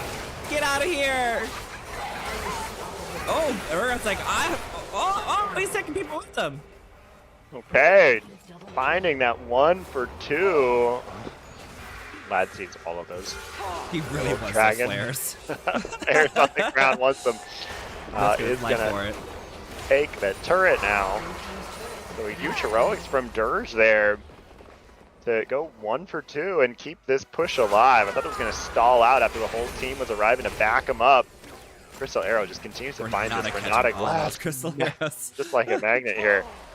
Dragon is spawning. It looks like there's not going to be a clear ending right now. You've got 2 lanes of these super minions, though, from the mid and the bot lane. So Gunny runs into Kung Pao, but now spots all 4 members moving over to this dragon. This is Soul for Hui's Hotties, and it seems like Smolder Snacks is mostly pinned into the base. So can they do anything about this? I think it's kind of over at this point. They're about to get Soul right now. And Infernal Soul is, that's gonna hurt. Yeah, it would probably be nice if Jinx was actually helping with this. She doesn't need to be on the other side right now. Trying to bait out a kill. The steal? No steal! And they take the jungler down. This has got to be GG right here. This should be able to push in, no problem. All 5 members, they only have 1 turret available. Annie and Liam have these kills as well. Liam trying to get away from this Volibear. Has flash available. Ghost also triggered. Trying to just kite it out, but no damage coming down. Why does Ashe have almost 3,000 health? What is happening? Crystal Arrow finding a DPS target in the back line. Liam trying to move up, just keep this turret alive, but it almost feels like if everyone right-clicks Dirge's Urgot, can you even kill him in time before your entire base is down? Lad's the first to fall. Kung Pao going back in with so little HP, but trying to buy time. Taco Loki finding some kills. 3 kills coming down for Liam in the final moments, but there is no answer for this Dirge. Gamer Grill trying to get on Taco Loki, finding it. Now they're all on Dirge. Can you kill him fast enough? Dirge. Oh, got him moving him away from Nexus. Holy crap, that shield! Staying alive forever, but it's not enough as Dirge finally goes down an ace. Oh, a valiant last stand here for Smolder Snacks to stay alive in this game. Oh my goodness. Just a few. What a game.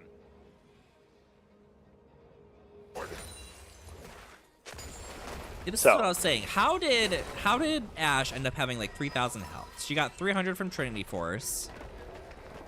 That's it. What are they doing to ADCs? I know, isn't it great? Take that scaling, HP, a little bit on that Trinity Force. You get to get up there. You don't have to be squishy anymore, especially with Terminus providing some resistances to kind of make sure that your HP goes even further. It's a great item. Yes, Annie's got like significantly less health than her. Here comes the ult! Paranoia but it goes on the Volibear. They're just trying to kite. Pockets formed around Liam, but gone berserk, and immediately Kung Pao jumping in, dropping the ADC. That is their only source of damage. 3 kills now for the Volibear, who is leading the charge. Some low HP members, but one person who's not low HP is this Urgot, who's got minions going down the mid lane and long death timers. They have enough time to end this game. And Gunny wants to try to be the lone hero, but 1v4 is not easy. Inhibitor gonna go down again. Still 20-second death timer. Surely this is it. Everyone looking to right-click the Nexus here. Got any last ditch? Is there any heroics here? Trying to find it onto Jinx, but nope. Going down to Dirge, and they score the Nexus kill. Congratulations, FaZe Hotties. Round number 1. In 36 minutes, but 90 minutes after stream start.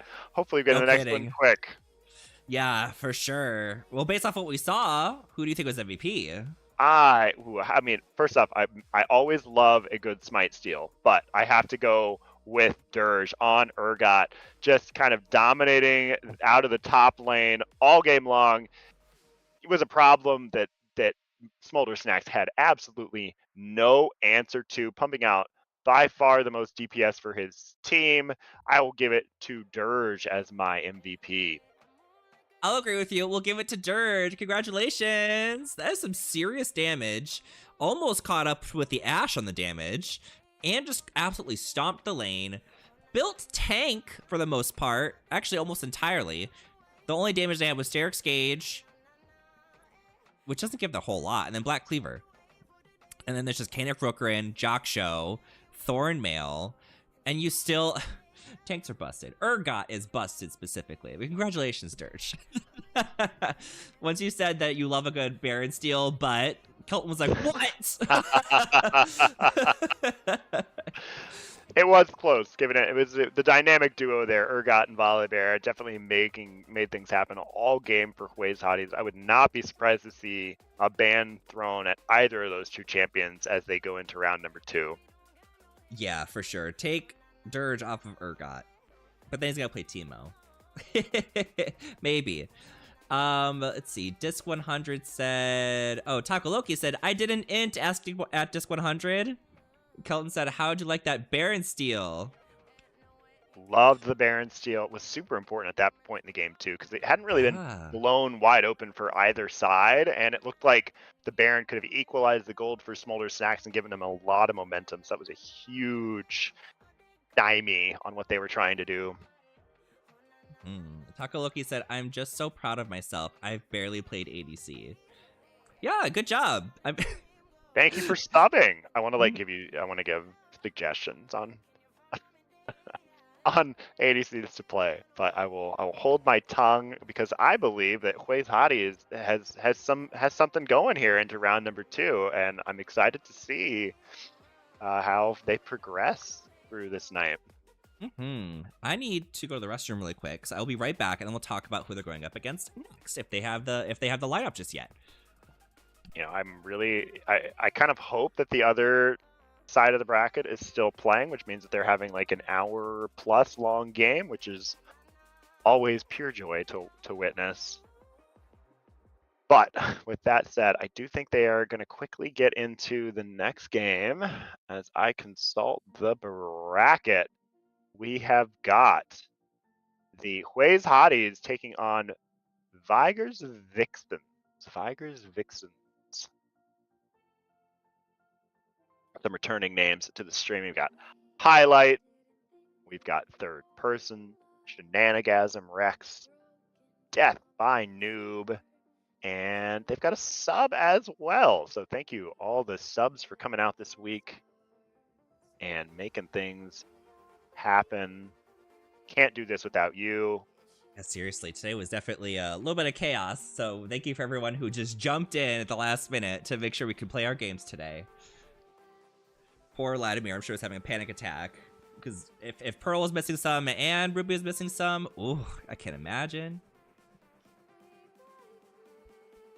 Who is on Vigor's Vixens? Vigor's Vixens has got Highlight, Third Person, looking for that duo to do something together. Then they've got Shenanigasm Rex, Death by Noob, and they've got a sub here.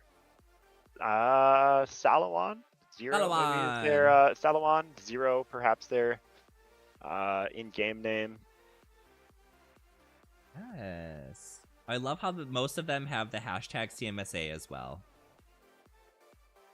There's one person who has the hashtag NA2, which So when those hashtags came out, I thought everyone just got NA1. So I'm curious where NA2 is, or why that is, or if they changed it on purpose to confuse people like me. Interesting. Because it would beforehand it would have been impossible for two people to have the same username. So there would have Yeah, been no now need everyone for can be NA2. Garen with a different hashtag. Yeah. So yeah, maybe it just you change your name and NA1 wasn't available, so you just went with NA2. Yeah. And homosexuals is hashtag top. Is that homosexual? Yeah. Who else? Who else has some interesting ones? We've got Shrimp Wheels has hashtag prawn. Dumpster Twink has hashtag twunk.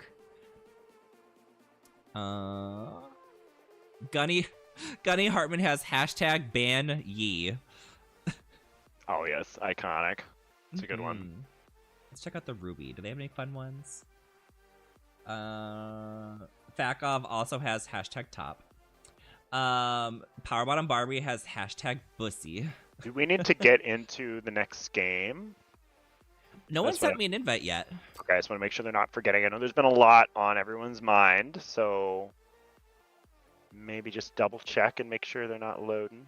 Because the winning team was Latimer's team. Yes.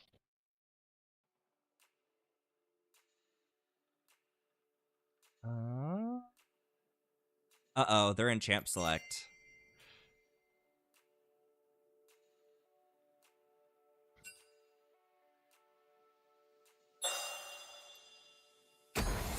Here we go.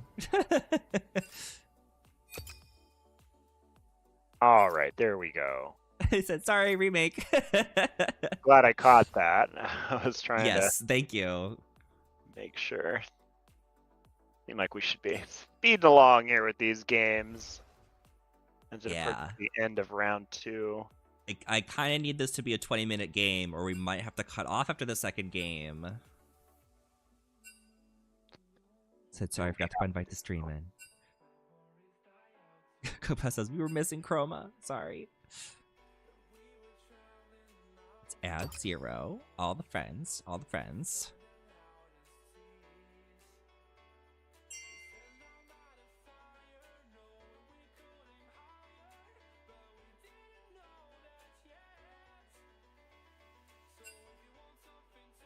Highlight has been filling this season, so interesting. I don't know where they will go today. Ready, or fake ready? ready. Ready. Some more water. Shenanigans and Rex going to the mid lane. Definitely has performed on stream before, so always exciting to see Shenanigans Rex play.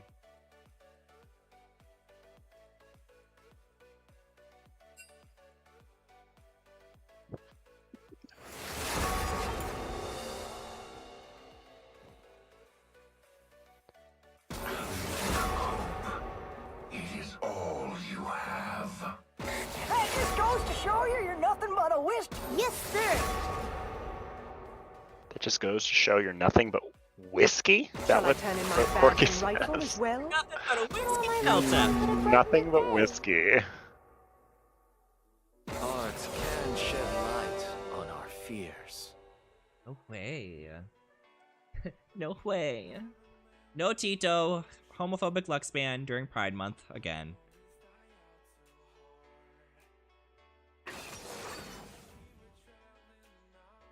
Ooh, that means a Lowy open for Viger's Vixens. I haven't seen that. I feel like last season it was all like Lowy was super high priority for CMSA in both leagues, but especially Pearl. If anyone had an Lowy that they would play, it would be just for sure picked or banned. I do miss the Alawi games. Every time I think of Alawi, though, I think of when I think it was Spriggan who went top lane against Alawi with the Nefiri. Yes, and just knew everything about that matchup. That was a learning experience. That was a stomp. Has Spriggan not been in the season? I don't think I've seen Spriggan. Not casting. I don't think they've made it on stream. How dare Spriggan not be in the season? Double checking before I read him the house down boots. Spriggan, are you here? I don't see Spriggan. How dare he? Fired. Was Zeri pickup? Okay. All right. Oh, the Not a lady lot of Zeri makes it onto stream, so this is exciting. Double ADC here. All right.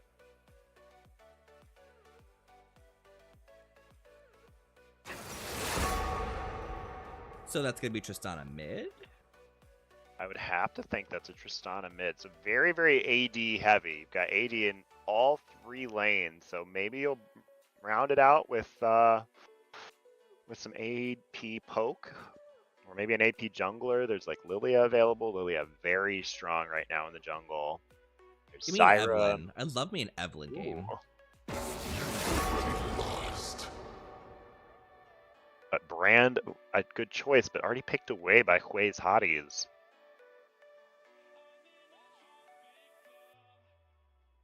So Skarner eliminated. I'm almost thinking like, do you want to? Because there's so few like power picks for AP here. You could go, your Warwick could be nigh unkillable off the back of some MR and lifesteal.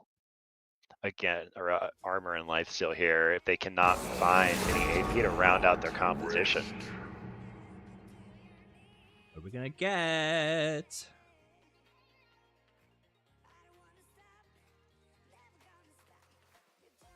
Gotta stop.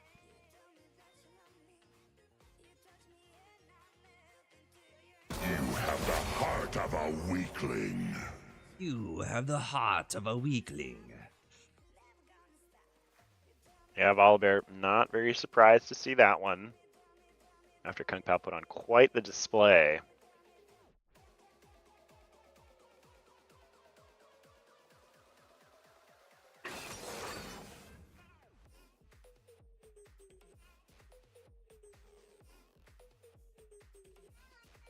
So Maokai, don't know where that's going. Could be support. Definitely has been strong in the past. Not as popular right now in the bot lane or the jungle. Another AD pickup here. So okay. So who needs any AP? Says Vygar's Vixens. They're gonna let their team name do all of the AP. Unless they're going for the forbidden AP Zeri.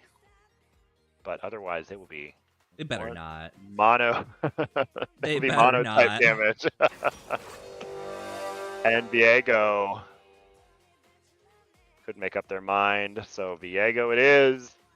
Play all the champions. So, okay. So that's gotta be Warwick top, Viego jungle, support Maokai, Brand mid. That is my read here. I do know that Lad plays Brand and at least took mid lane last game. So it would make sense that that is where that is going for game number 2. Okay. These are definitely some weird team comps. Who do you think is gonna win? I will say I think Baker's Vixens has some individual like strong early games. Like Ilaoi can just play complete lockdown in almost any matchup, especially if you're unfamiliar with how to play like the ins and outs versus Ilaoi. Tristana can be a lane bully. Xin Zhao is so strong early in like 2v2s, 1v1s, 3v3s, and can really make sure that like that Jinx can't do anything at all. So early game Beggars Vixens has some options. If it scales to the point though where Hui's Hotties can buy a modicum of armor, it's gonna be really, really challenging for Vegar's Vixens. They don't have a ton of like CC and lockdown. Their team fight is pretty tricky. It's like if Ilaoi is in there, it can. I don't know. It's tough. I think that I lean towards what Hui's Hotties has put together here, just because the team comp is a little bit more just easier to play. And when I'm confused, that's what I tend to go with. So like you've got the brand ult that can be thrown in there. That kind of Jinx is going to constantly be putting DPS out. You've got Dirge and Kung Pao on some just menaces. Like this is another duo that can be very, very scary if they get rolling. Viego and Warwick together can lifesteal, can kill the squishy targets of Vager's Vixens. So I'm nervous for Vager's Vixens here. I think Hui's Hotties has a lot of answers for them in what they've drafted around.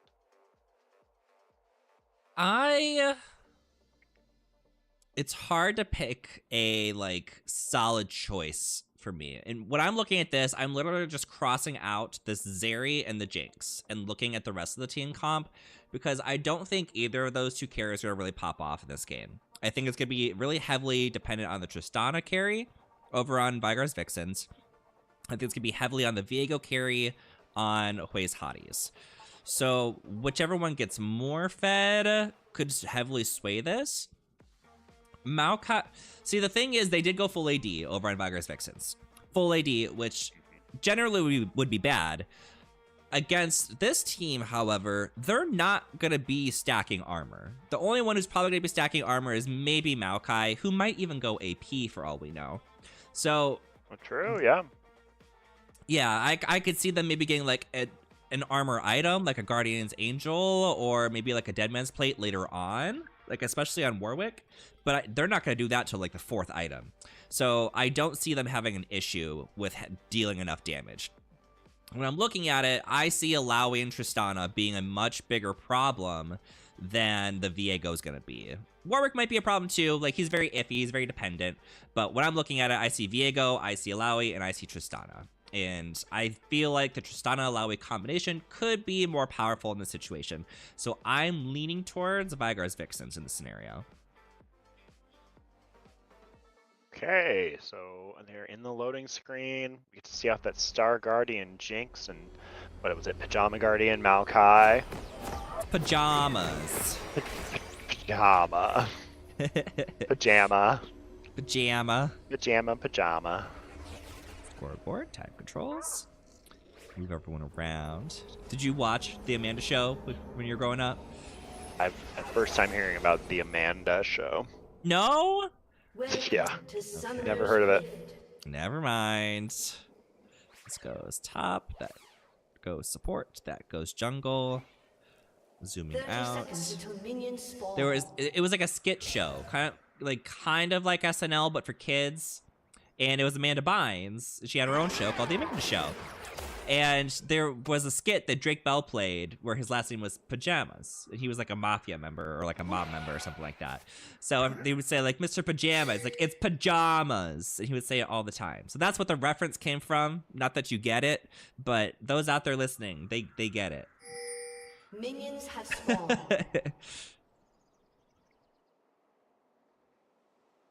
Where'd my music go?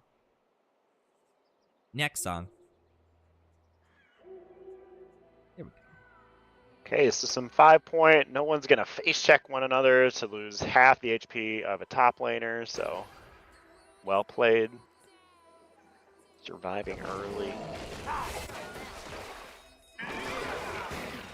Again, both junglers just going to path towards that top side to either keep this Alawi from pulling this Warwick or try to make something happen.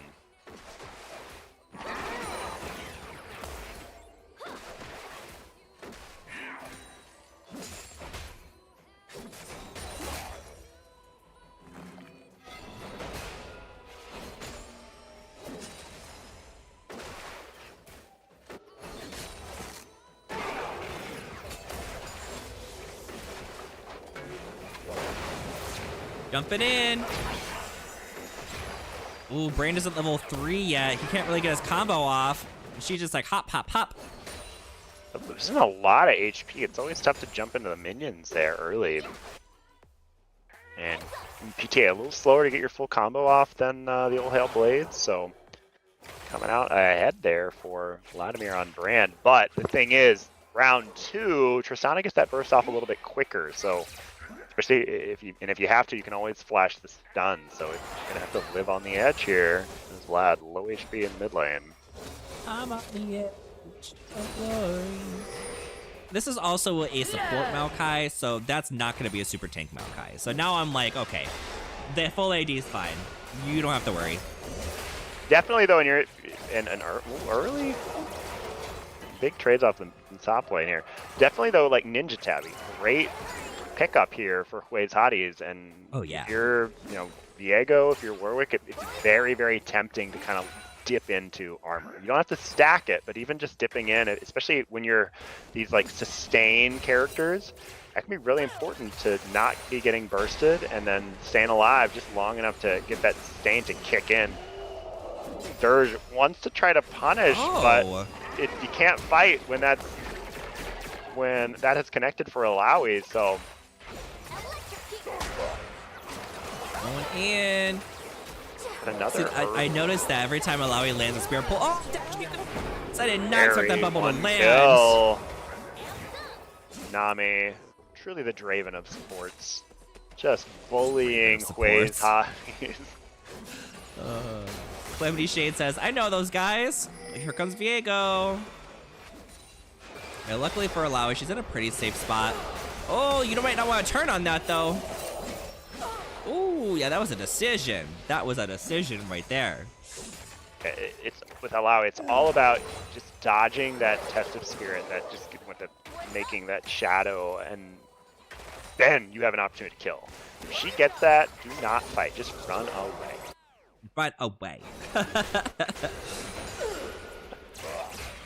Yeah, what I was trying to say is I noticed every time she does land it, Warwick charges at her. It's like, leave my spirit alone. Zeri's caught in the side, but Maokai has no mana. The thing about Zeri, though, you get behind that wall of minions, you can't auto-attack anymore. Nope. Not for a while here. Death by Noob, making sure Laugh Like Nate cannot go away. Taking 2 tower shots, and standing out of some Rex, gonna execute those. So good enough here. Quick base. It was a tempo reset for Shenanigans and Rex on this Nami. Going in. Highlight. Oh, but got stunned. Definitely want to keep a minion between you and Brand, or be ready to flash that away, Lad. And Brand coming out ahead of that trade and not in kill threat. Will be at 6 though. Will be at 6. I was thinking the exact same thing. Like, I'm all for diving in on the Brand, as you should, but just make sure something's in between you so you don't catch that Q, because then you're going to get hit by the full combo, which equals the passive, which means basically dead.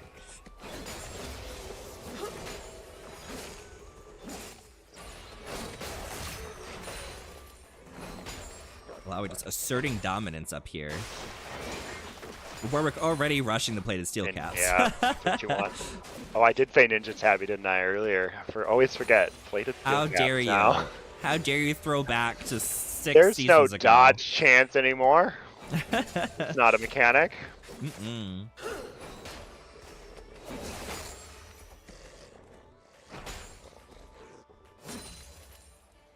God, back in the days of dodge, just everyone playing Jax, building full dodge. Stupid mechanic. I can't believe it lasted as long as it did. They're thinking about grubbies. And Cloud's like, I know someone's in there. So Nami, that means that the support from Viger's Vixens has come up to try to support these grubs, or at least prevent Hui's Hotties from doing them. Now they've got 4 members. Oh. They're gonna take it. 3v4, third person. She's got ult. You don't want to be there for that. It's just time to run away here. It has done so much damage to Dirge and Kung Pao, which means the rest of the team just gets to clean up the trailing members. Maokai trying to make it up, but it's way too little too late as 4 members of Viger's Victims collapse on the top. They pick up 2 bubble lands, but there's no one who's going to easily be able to follow that up. So 2 members fall on the side of Hui's Hotties, and they're still, no grubs have been started. Instead, they're going to pressure this turret, try to get some plates. They're going back on, though. Highlight doesn't realize that Maokai's arrived. Another shot gets them away, but the rocket jump does not make it. Oh no, Tristana Highlight falling there. Now, Viego Take that. And finally, they're picking up the grubbies here. 2 down onto the side of Viger's Vixens. Got the one they needed. Lad arriving, trying to keep them away from number 3. Mr. Raccoon saying, wow, love seeing them avenge Gunny's team. That is 3 going over to Vigar's Vixens. Right. The Vigar's Vixens quick on the board, bringing up their support and got big dividends there. And Not the decision dividends. to go on to third person with 2 members was definitely a very important one, because third person connecting just everything, that leap of faith, test of spirit, to make sure that there's no way you're dropping that Alawi with just 2 people at that point in the game. And it was too easy. Easy peasy lemon squeezy.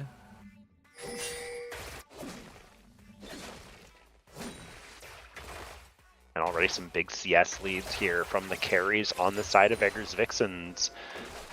Tristana, Highlight, and Zero here. Just kind of outdueling their counterparts, mostly because of the movement that's been happening around the map, though. As Lad more than willing to sack a creep wave if it means picking up a kill for his team on this brand.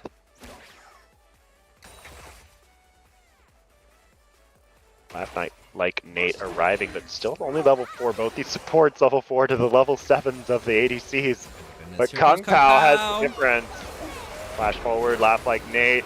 Immediately trying to lock down Zero, but lots of mobility on Zeri means that he's gonna stay alive, but trying to just kite out, not quite enough. Shenanigans finding all those bubbles, but is that gonna spell disaster as they go full on and trade that? But giving away the kills to Taco Loki here, so a lot right happening on the side of Huey's Hotties in that exchange.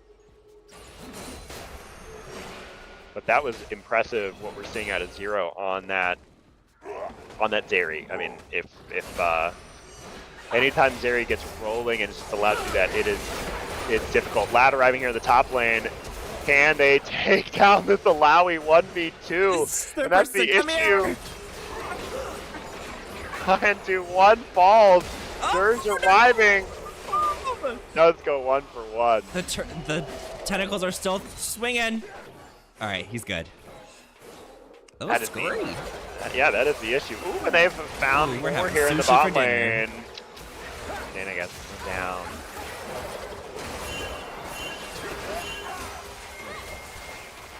Now on this Viego trying to take down Zero, who is just kiting everyone out. Can't quite get on him. Left like Nate has no mana available to take it down. 2 kills and soon to be 3. Zero picking up 2. Highlight getting that 3rd one. So huge kiting here from this Zeri without any items complete. Very, very slippery. Making me into a liar. I was like, oh, Zeri's not going to be a carry. Just kidding. 3-1. But so was Tristana, so at least I got that right. Early Kraken now completed. 1 Kraken on both sides here.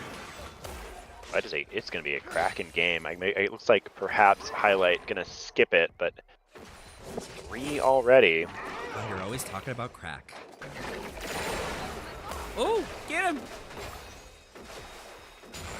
See, it's coming to fruition what I was kind of saying at the start of the match. Is like Viego's getting ahead. Viego is going to be the carry for their team. But Alao is a problem. Tristana's a problem.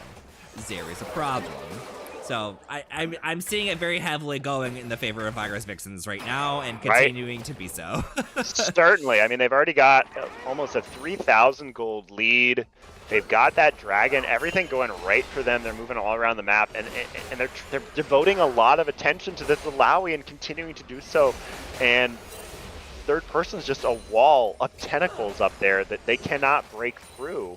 And even when they've sent this Viego down to the bot lane, it's just not working. Viego. Oh, just wants Definitely kill those before she gets in there. Fight. Okay, they're arriving. Sun goes down. Under turret. Harder to turn around. Suppression lands. Nothing doing there as they're out. So there's the first clean kill onto Alawi. Oh, this is a really bad time to be doing those grubs in Zao. You know they're coming. know here. Oh, although Kung Pao is not Yeah, handling this very well. the HP advantage was simply there from all the harassment that third person had done, and now Death by Noob finding Kung Pao as the team coming to arrive. Lad trying to cut off this Xin Zhao. There is a berry available.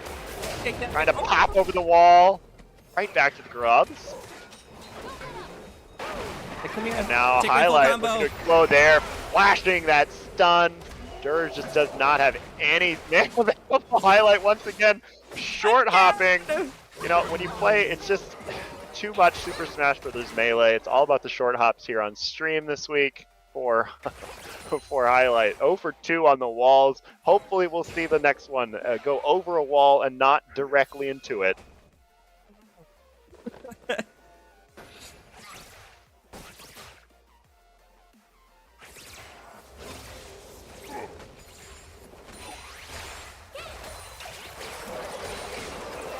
Oh, the bubble spells trouble for Taco Loki. Zero immediately charging forward. Laugh like Nate. Trying his best to body block, but not enough. Getting away there.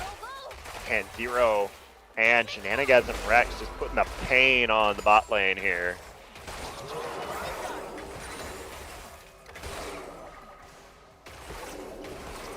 Showing them what some shenanigans are.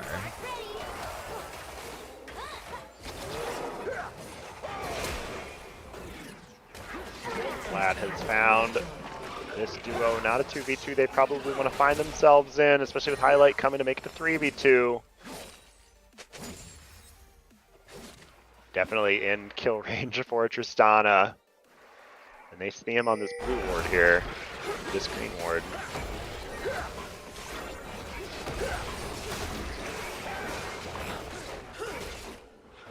Here comes Warwick. Oh, they're going right around. Oh, Ilaoi gets caught by the ult. Is she gonna have time to drop hers? You can't get in there. She said, "Oh." She's trying to lure them in so she can ult so bad. Well played there from Quay's Hotties to at least stop this objective bleed from continuing. Highlight is running through the enemy jungle. It did manage to jump over the wall. Has now minions here. Doesn't look like anyone now that some pings have arrived. They know about what this is. The Great Escape. A Highlight who just kind of casually walked through the enemy jungle. Zero is in the mid lane, and Zero continues to be a problem. All the CC now throwing at that Zeri, but Highlight's there to try to disrupt some things, jumping in. Double jumping, Goomba stop. There's just nothing doing here as Tigers, Vixens, and this double carry going crazy. Highlight, that was the most just crazy pathing to essentially gank his own lane from the bot side, having walked all the way through the enemy turrets to do so. What a path. What a path. Play of the game. Play of the night, to be honest.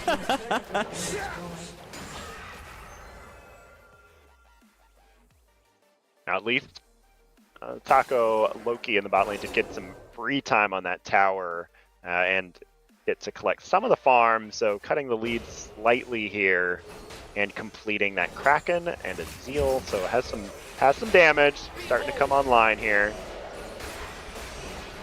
Oh, but third person has all of the damage. Dirge cannot withstand this Ilaoi, and I'm not sure they have any answer at all to this. Ace Hotties, though, playing around Kung Pao here, kind of making it happen here. Collector early for Kung Pao. That was the decision. We're getting some extra gold.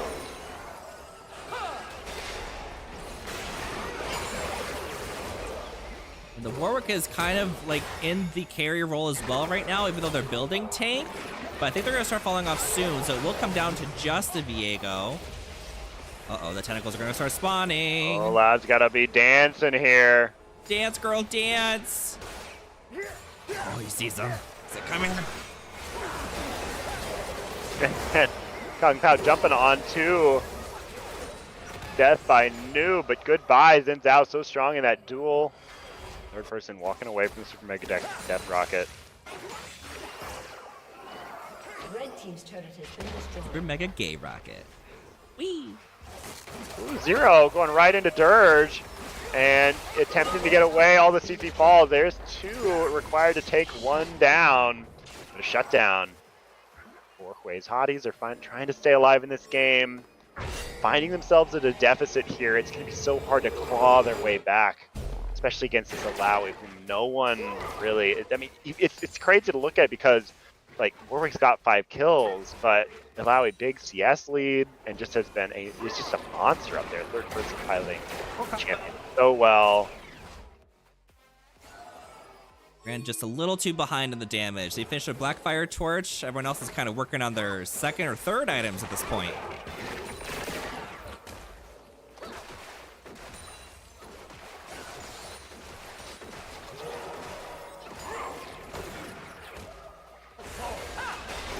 All right, Alawi 1v5. Let's do it. Raid boss, Alawi time.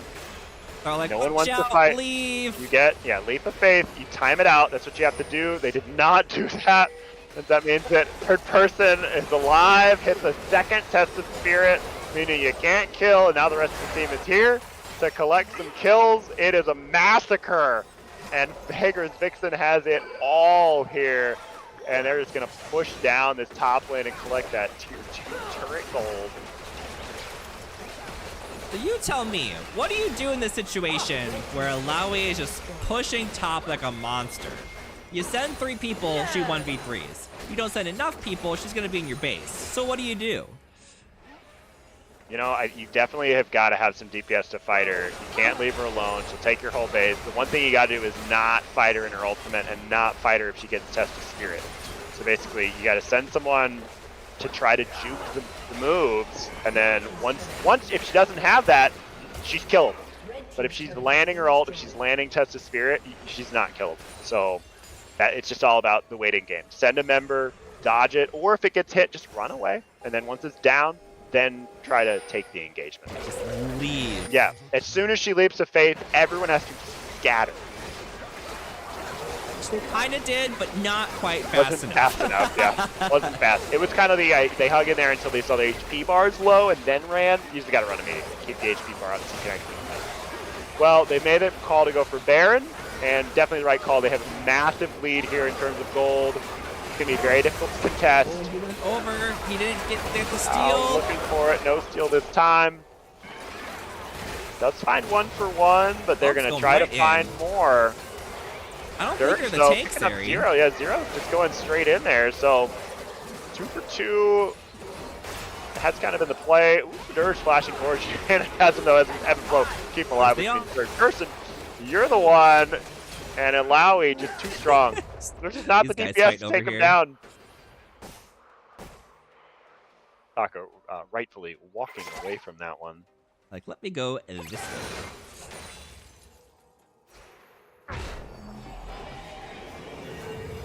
All right, that is 6 Grubs and a Baron and 2 Dragons over on Vygar's Vixens. Serious pushing. Yeah, leaving Hui's Highs with nothing. Nothing. So it's a Baron, 6 Grubs, and an Alawi in 1 lane. That is a mighty pushing force here. And it's all concentrated in the bot lane right now. But all 5 members of Hui's Hotties have a lot of time to answer this because it was a teleport from 3rd person to get this far forward. He does not have her ult right now. Okay, Test of Will has landed, but Laugh Like I don't Nate. think Kung Pao realizes she doesn't have it. Timed out. They're swarming. The DPS has not arrived yet. 3rd person continue to try to stay alive. Highlights arriving to try to help turn this, which means 1 kill goes. 3rd person life shield their way back. And Tristana, wow, picking up a quad off of the heroics of this Alawi. That was really unfortunate because Kung Pao was trying so hard not to step anywhere near her so she wouldn't ult, but she didn't have it. So he just let her live. And they make the call, I think the right one to go for that Alawi in that situation. Needed the whole team to collapse, and it still wasn't enough. Beggar's Vixens now. Beggar and Highlight, they were thinking about ending, but now Dirge is up. Duress. lands, and Highlight jumping out of there. No wall in the way of him and Freedom. Well, Zero has been a kiting queen on this Zeri. Highly mobile, but now you've gone into a 4v2, Lad jumping forward immediately, throwing that ultimate, but only finding a 1-for-1. Shenanigans going to try to keep Death by Noob alive. He's not putting in work. Escorting away a Mega Death Rocket, though, landing the shutdown. Alright, so they're hanging around in this game just a little bit longer, but it feels like one big focused push from Viger's Vixens could spell the end of this with an open Nexus and no quick way to get through these HP bars.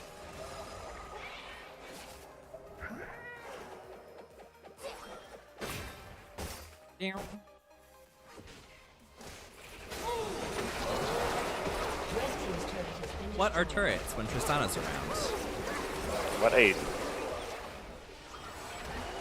solid performance here coming out of Vagrant's Vixens. The whole team just playing at the edge of the Vision Highlight, just chunking with these auto attacks right now. Kung Pao cannot do much. Cleanse comes out, and a lockdown Highlight who is able to short off away. All these flashes. Double of flashes, and make it 3. Highlight now exploding 1, exploding 2. Now jumping back in and turning it. All 5 members are here. 3 kills for Highlight and Tristana, while these 2 carries out of Vagrant's Vixens putting on a clinic. 14 kills for Highlight as they all are up to take on this Nexus. Lad, there's little you can do, Brand. Oh, had those KDAs. It is GG.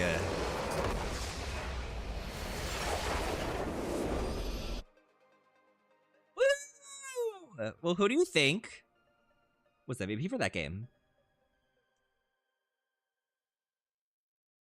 Wow, I talk so much about this Alawi third persons. Alawi was just a problem, but at the same time, Zero on Zeri was impressive to watch. The kiting was on full display.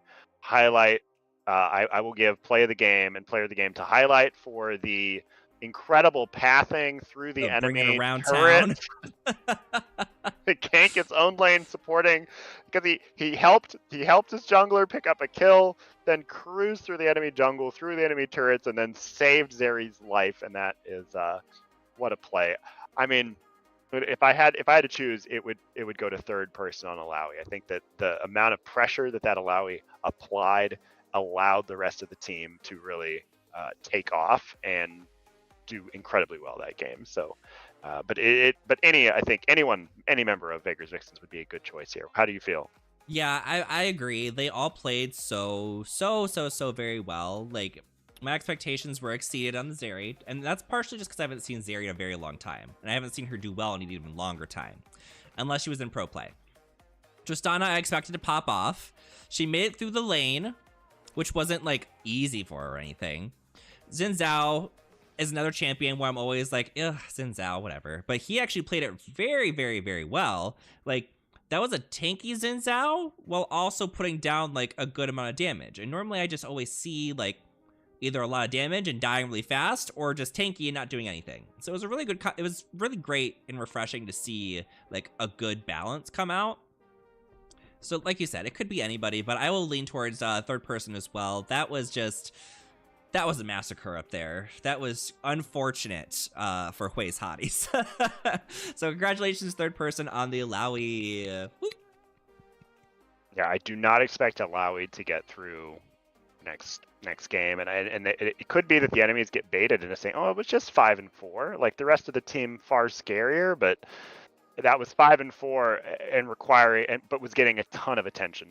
Every early gank was thrown at the top lane, and it just meant 1-for-1s, or it was just to stem the bleeding that was happening up there. So huge game from this Alawi, and great teamwork from Vagrant's Vixens. They've got to be feeling good going into game number 3 at 2-0, and they will be taking on Brahms Babes.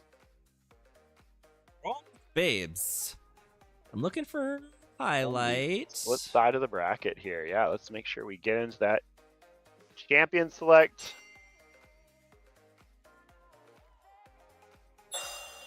There we go. I There's was just an typing invite from Babes. All right, everyone is in here, so that's good. So as long as we don't have a 40-minute game, we're good. It definitely looks like there's some aggressive players on both sides, which can lend itself to a snowball-y game. So let's keep our fingers and toes crossed for that. Crossing my toesies. Alawi can cross her tentacles. Is that a thing that Alawi does? Maybe. I don't see why not. All right, so on Brown's Bays, we got Mowins, Disc 100, Frosty Penguins, Treesh 323, and Home of Sexual. Home of Sexual. We're talking about them at the top of the broadcast, and here they are in game number 3. With that hashtag top hashtag. So we know Frosty is most likely going to be going ADC, especially if Home of Sexual is going to be going topside. I don't remember where everyone else goes. What about Treesh? Where's Treesh going to go? Historically, Disc 100 has been in the bot lane with that support. Treesh jungle, maybe? I see 2 Maokai and a Wukong. Trace likes the jungle, yep. Treesh! Mowins also likes to go and play support, so we will see. Mowins are just 100 in support, you said? So then one of them will be just going mid. Yep. Start it! We are ready to go here. Game 3. Both these teams 2-0. Also, if you're watching and you have someone in mind that you want to vote for the end of season invitational, that is now open. You can vote for anyone in your league. You can even vote for yourself if you're your favorite person to play with. And we'd love to see, we'd love to get high participation in that. The end of the season invitational, always so fun. So if you've not done that, please find that survey, do it ASAP, so we can start figuring out who's going to be participating in the end of season invitational. I'm excited to see who wants a shoutcast. Yes, it's always so fun. And if you're listening and want a shoutcast, please reach out to myself, reach out to Chroma, reach out to anyone. We will get you in the right place. We'd love to have your voice on stream, but definitely during the invitationals, we like to have as many players who want to participate do that as possible. So Life is reach out. too short for fear. Looking Always forward need to it. more streamers. Eli will not make a repeat appearance. No, get her out of here. Absolutely not.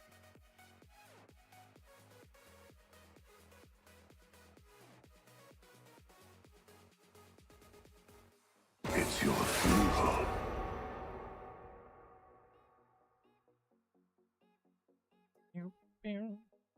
Oh, York, either. Also a very powerful top laner.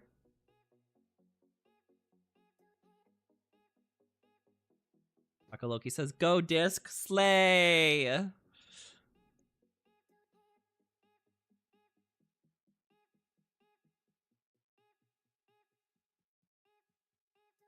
Fine. I don't need more enemies. No Senna. I'm on to you. Yep, no Twitch for Frosty. No surprise there. Nope.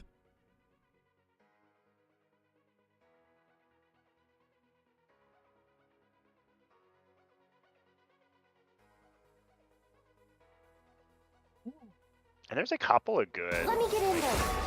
builds you can go on Twitch too right now. So strong. We got Collector early, go for the Blade Rune King, or just outright rush IE. They're all just nasty. Randamir can be a Nasty ADC. force as well. And no highlight. 14 kills is enough for your Tristana tonight. Highlight.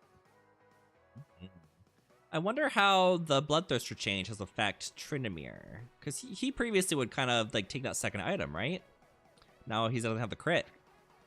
Yeah, it's harder to go that. Ooh, they're going for Kog'Maw and showing it early. Hoggy.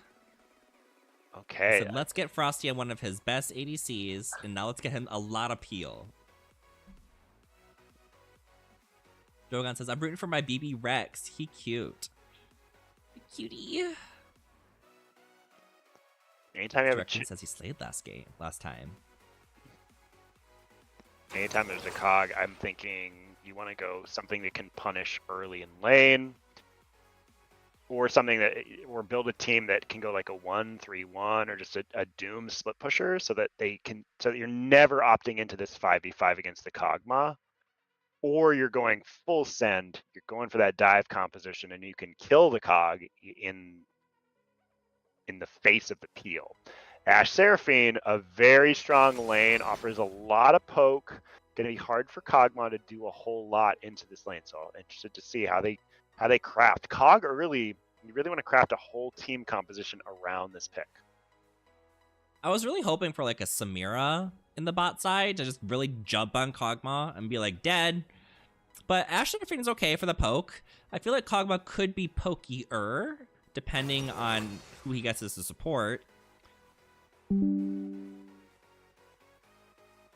Got the Hui. Wukong. Wukong's somebody I don't see a whole lot of either. And he gives me the same vibes of like Xin Zhao, where he's like in that weird spot where he's either super tank or super damage, and where he really needs to be like in the middle, so he needs to get a lot of items early to get to that point. So I'm very interested to see how this Wukong game goes. And into a Jax. When has Jax ever come out of the meta? Like, Jax is just so good at everything. Yeah, there's like certain top laners that can really make Jax's life unpleasant, but even then, you survive laning phase, you're always such a great threat. And I really like to pick against Kog'Maw. You've got an ADC that is very, very reliant on those attacks, those auto attacks to do damage, and Jax is going to nullify that and can return a ton of damage onto this Kog'Maw. So not a lot of heal per se coming out of Brahm's fades right now to try to protect the Kog'Maw, but still I think it's a little early. We have to see how these drafts are going to shape up. Yeah, so far it's close to no peel. You got Hui Fear. That's it. Hey, Fear, I guess you could lay down a Kog'Maw clone and knock people up that are trying to run around, but not exactly what that ability is known for doing, peeling. Homophobic Lux ban. That's 3 times. Three. 3 times the homophobia. In the month of June. Not in the month of Week June. number 7. We had one game where she was able to come through, and that was like week 2. Shenanigans says, at Jogon, stop. And Jogon's like, are you here learning League? Say that to Mr. Raccoon. She's here to hang out and make Fortnite clips. So Nocturne gets taken out. Skarner gets taken out. Syndra. I'm looking for a solid frontliner in their team. Like a good hard engager. Jax can be that, but he'd be better as a hyper carry. Okay, there's the bot lane coming together here. Zillion, Kog'Maw, or even if it's love that. Yeah, one thing it does is it gives this Kog'Maw an extra life to work with and some movement speed. But right now, that's not really the game plan that Viger's Vixens is looking at. They're more like, we want to keep you at a very long distance and threaten you with a high burst, with like getting caught with a stun from Ash or Syndra and then just bursting him down immediately. And Briar, okay, so they're not going for any sort of a front line. They opted out of that, like, we're going to go 5v5 and try to fight you. Instead, they're playing at range, and if there's any poke that lands, then they've got Jackson Briar to kind of jump in. You know, Jackson Briar is enough for a good dive. Like, that's okay. The Quinn lock in at the end, poor Kog'Maw. Kog'Maw's getting nothing out of this team. He's going to be a little faster. Otherwise, he's getting nothing. Right, there's not a lot of see how this goes. Yeah, there's just, you normally think of, I was expecting with the early Cog, just make it happen with a full, like, protect the Cog composition, but they decided not to do that. Now, you don't have to. Kog'Maw is still, I think, very underrated as an ADC. Mostly because, especially in solo queue, hard to do anything with the Void champion on your own. You're very, very team reliant. So, but if you find some kills, stay alive, I think that I think that the onus is still on Viger's Vixens to make sure that this Kog'Maw has a bad day. Yeah, I mean, who do you think's gonna win based on what you see so far? I- I'll give you my opinion. I think that I'm leaning towards Viger's Vixens here. I think that their team, I think they have the dive to like threaten Kog'Maw, and I don't think they even necessarily have to threaten Kog'Maw. I think they can find like damage onto Quinn or picks onto Quinn, Wukong, or Hui with their very, very long range CC that they can follow up with, and then great, Kog'Maw wants to hit the closest target, but that's probably going to be a Jax nullifying damage. So I think it's going to be very difficult for Kog'Maw to play in this game. It's going to be a lot of waiting for like CC to be used and for like Jax to not have Counter-Strike available. And by then, 2 members of your team may already be dead. So then you're just running. So I'm leaning towards Viger's Vixens here. Yeah, the only way I see Viger's Vixens losing this is if they get caught out and spread out too much. If they stay together, they're going to be unstoppable. There is so much CC in there, and they don't necessarily have to have a tank frontliner. When you have a Briar flying in and a Jax flying in, putting down big damage, both having some crazy sustain and decent enough defenses to keep them in there long enough. And their targets are not tanky. Their targets are going down in a quick 1-2-3 combo, besides maybe the Wukong if he goes a little tankier early on. So I really can't pinpoint like a big strength over on Brahms Babes right now. It's quite possible that Quinn could just really pop off as an assassin and pick off those stragglers on Viger's Vixens. I just don't think it's going to be enough to carry them to a victory here. So I am also leaning towards Viger's Vixens. Well, that's the prediction. I do know, and especially in game 3, anything can happen. I hope there's an invade. I do think the invade would also lean towards Viger's Vixens, if not only because of the Ashe slow.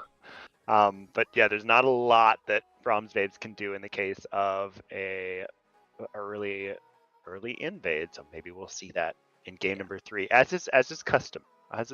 Yeah, Viger's Vixen should invade, but Bronze Babe should not. I'm going to run to the restroom real quick while we are in the loading screen.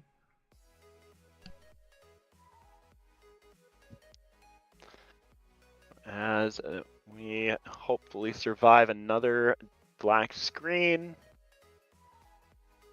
These players loading in. I'm going to quick take a look at the...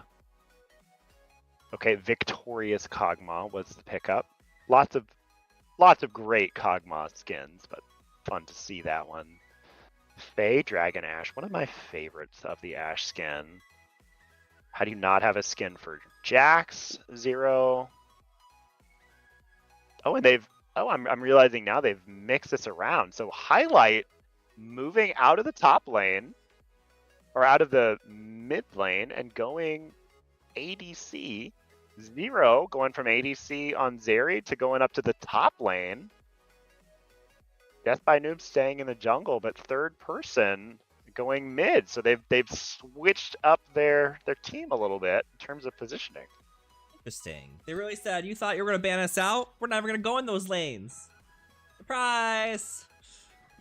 I mean, yeah, you saw that Alawi ban, like completely different pools. So clever use of having, this is what's important about having flexible picks. You can move around like this.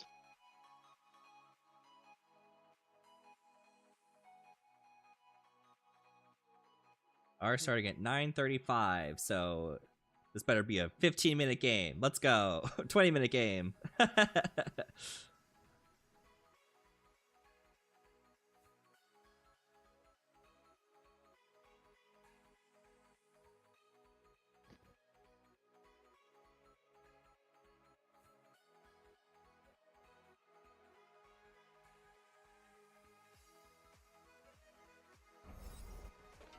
All right, we are in game number 3, 9:34. Got the start. Let's do it. I can see it being a quick one. I do think that, and if it is, I think it definitely favors Viger's Vixens for just kind of getting ahead early. in the lanes and then kind of keeping that rolling. Welcome If to Brahms Babes Summer can't League. get Kog'Maw, if they can't get like Quinn ahead, if those 30 two seconds find themselves until behind, minions it's gonna be spawn. really, really challenging for Brahms Babes to Brahms Babes to do what they want to do in this game. 100%. And look, early movement here, have been spotted though by that ward. Boo, invade anyways.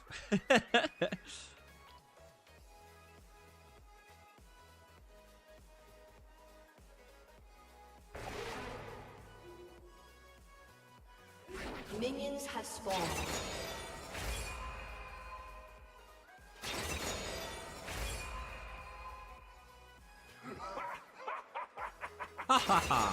Okay, so Mawin's moving down. Interesting. Mawin's on this Lillian and Disc 100 showing off her way in the mid lane here.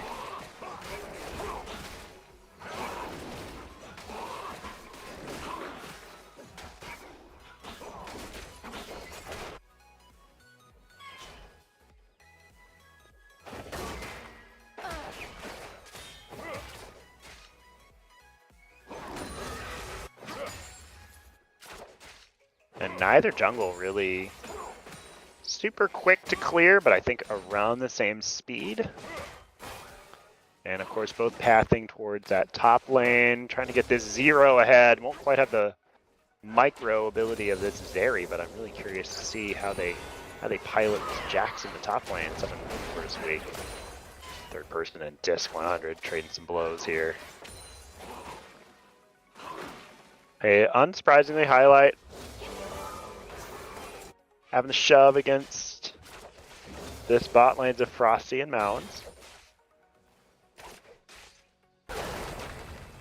Yeah, I feel like Zero's just gonna get pressured in early on, but once he gets 6, it's gonna be pretty easy for Jax to kind of sit on Quinn's face.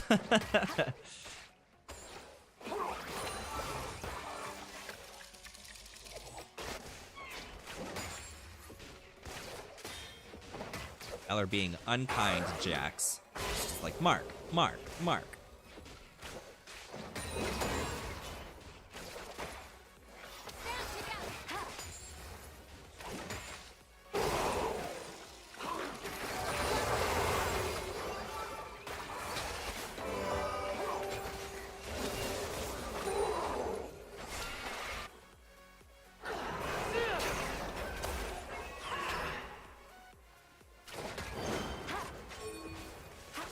Lots of good harass here from Homosexual onto Zero. Just it's all about surviving here. You do have teleport available. Just keep on farming, and that's exactly what Zero's doing, keeping up right now. Highlight Shenanigasm already could look to probably, I think, zone a little bit harder than they are. Zero just making a trade. Ooh, burning the flash right as the jungler arrives to try to make something happen, and that is first blood going over to this Jax. Reach arriving, trying to go 1-for-1, makes such a great gap close there with that flash, with that trickster. Yeah, that clone is very tricky. Electrocute!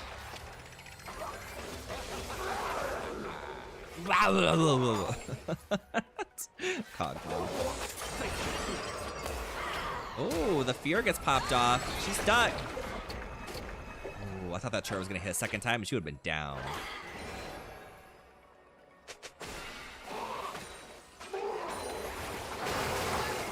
Does buy a little bit of health advantage though to shove in this Disc 100 on the way. Who's doing an impeccable job of farming here. 36 creep.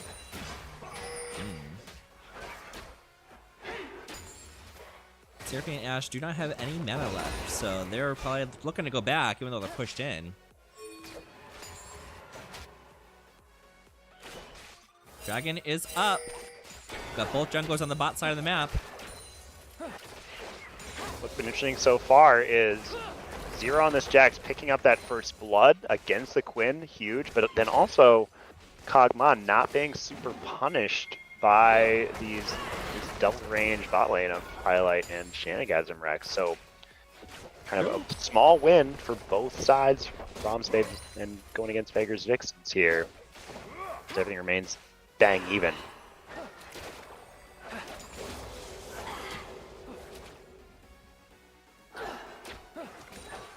The wards dropped on the Dragon by Brahms Babes, but interestingly, Death by Noob opting not to finish the second full clear, taking a base. So I don't know if they're thinking about going straight for this Dragon and making something happen, or if just needed an item completion here, or carrying on with the jungle. It means that Threesh on Wukong is going to have some time to make something happen on the Grubbies. The Seraphine really said, we're not taking damage, sorry.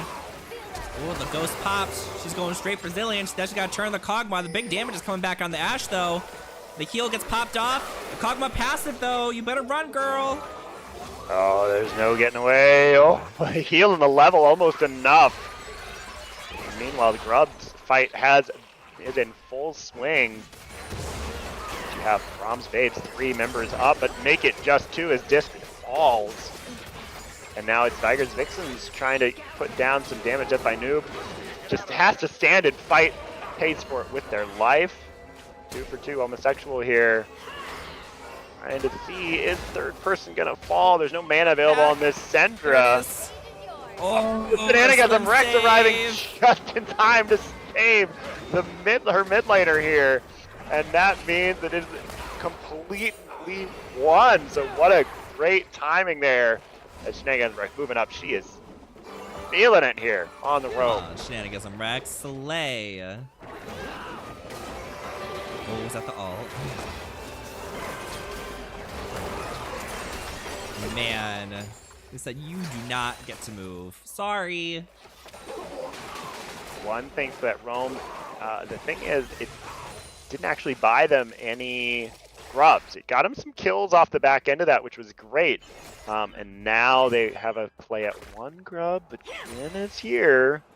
Homosexual not going to make it easy for Death by Noob, and you can't leave this Ashe alone against Kog'Maw for too long, because that means Kog'Maw is just free farming.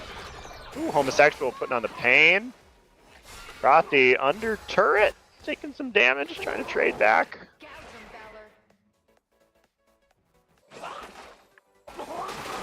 Definitely in critical range, though. An Enchanted Crystal Arrow and a jungle could be a huge difference maker in that bot lane. We're going to try to collect the first grub. 6. There it is. Yeah, level 6 still not coming through yet. There it is. Bot lane. Are they going to commit? The thing is, they know that the enemy jungle is in the area because the dragon just fell. So a dragon goes over.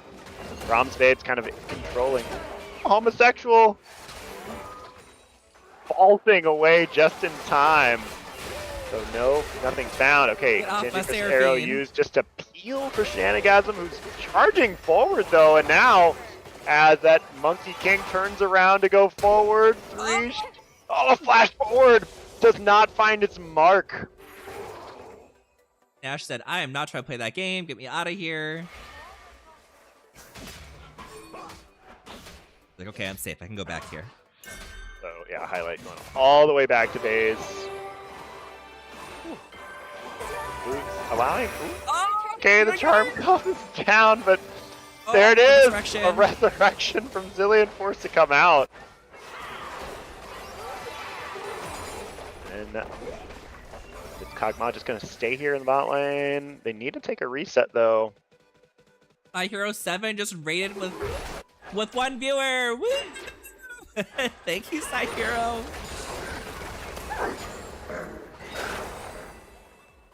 Disc 100. Continuing to just put on our hurt here in the mid lane. Just trading back and forth. One thing, though, is you gotta pay attention for this Jax, who's going to be the answer and has been definitely held down. Needs a little bit more attention. Now trying to go all in against this Quinn. Homosexual flashing away. Needs to find one more thing and does. Putting that lamppost to good use. And now, whoop, there's a Briar flying in. Certain death? Absolutely. Yep, like I said, once Jax gets level 6, this Quinn is just gonna get pooped on. And now he's showing it. He's just running right at her the whole time. That long lane. Now you've got a lot of farm to collect, maybe a plate to collect on that. Probably not a plate to collect. Quinn gets back to lane or Valor rather, gets back to lane so quickly. Coursing through.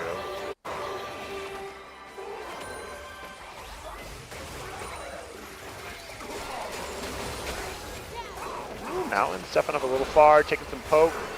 There's the stun on to Kog'Maw. Needs one more auto, and they find it. Is there enough damage out of the passive? There's not. That means 2 kills going on to the side of Vegas Vixens. Taking down this Kog'Maw and the Zillion.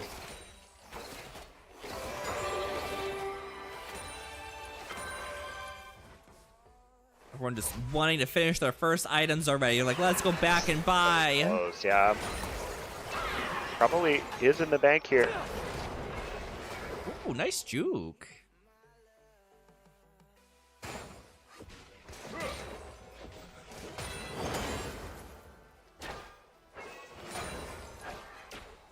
Quinn looking to wrap around. They've got 3 people on third person. Goes quickly there. Kraken Slayer complete for highlight.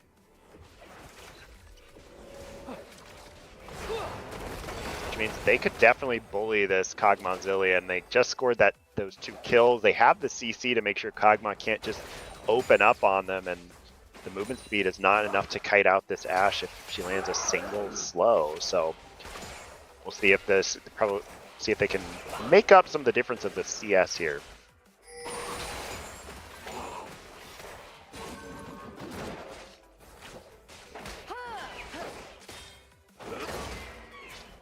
All it takes is that play steel caps, and it's like, you don't do damage to me, Quinn. Sorry.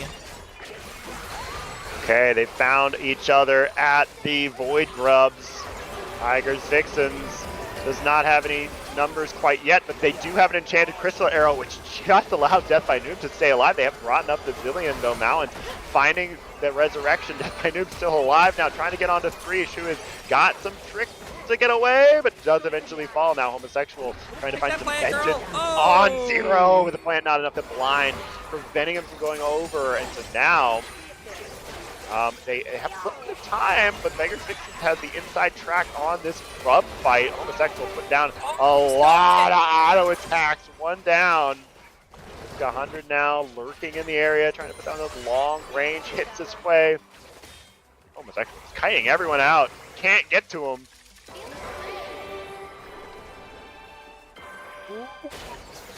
Oh, that mark! Falls and Death by Noob. Are you going to be able to get out there? Valor's up. You've got the movement speed. Homosexual is going to be hunting. Got to be careful though. Could run into a Jax. Finds Death by Noob. There's the shutdown on the Briar. The never-ending fight continues as you've got Jax now. Zero rolling in. There are 4 members here. Second grub now goes. Oh, he jumps right over it. Steal right back here. Is Jax is now kind of 1v4. Waiting to see, can you leap strike back over? No, but we'll find at least that void as it goes down. So overall, 2 grubs for Vegas Vixens and none for Brahms Babes, as now the Rift is on the map and there's no more grubs to be had. And Quinn just went from like 0-3 to 5-3. Lord Jesus. See, that was the only thing that I was calling out as probably what's going to make the difference here, is Quinn getting super ahead and getting the picks in these spread out fights. And now it looks like it's going to happen. So now it could go either way. But that Jax is still pretty ahead. The Briar is still pretty ahead. Ashe is way ahead of bot lane right now. So it's really heavy on Quinn. Like, really heavy. Just 100. Walking out a little bit too far, but does have the whole team. Third person has the angle, trying to find anything to take down the mid lane, and does get it. Zero collecting that kill. Death by Noob finds that death mark. Now going in, 2 kills for Zero here, and the whole team has converged on this dragon, and it looks to be theirs. It's 3 kills. on the side of Vegas Vixens. Very strong right now. Very slow. Oh no, Frosty, he's in Speaking danger. of slow, just trying to stand and fight, but Twilight, you get to be kiting right out of that one. Zero going on a killing spree, 7 kills for this Jax, and that's a problem because Brahms Babes does not have anything that can easily answer a Fed Jax in this game. No, like the Quinn's been able to kind of take care of him on the side when he's distracted by other people in the fights. But in general, what are you gonna do about him? Third person just stifling Homosexual's entrance. I was nervous there, but hitting that stun mid-vault means it just gets to walk right back to the tower. So just catch my balls. Wee, wee, wee. And then first turret collected for Vigor's Vixens, who has now jumped out to a 5,000 gold lead as they cross 30,000 gold here in 16 minutes. They are just applying the accelerator. Gonna see if they can continue finding some more kills. They're grouping up as a team early. Maybe they recognize they've got this gold advantage and they can use it.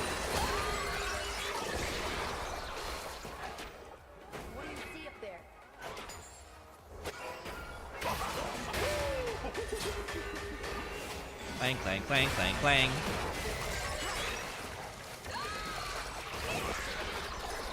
Okay, so grouping done by Brahms Babes. Gets them a pair of kills. And that's what they gotta do. They gotta group up, catch these people out while they're basically spread apart. Because if Vigor's Vixens is together, they win. Like, easy peasy. But if you can split them apart, separate the threats, you got a chance. Oh, whack, whack, whack. Wow, Homosexual does not last long against that Jax anymore. The Grandmaster at Arms showing it off. Zero playing it very well, overcoming that early bullying that was done. Nothing doing for Quinn anymore. They get that Rift Herald.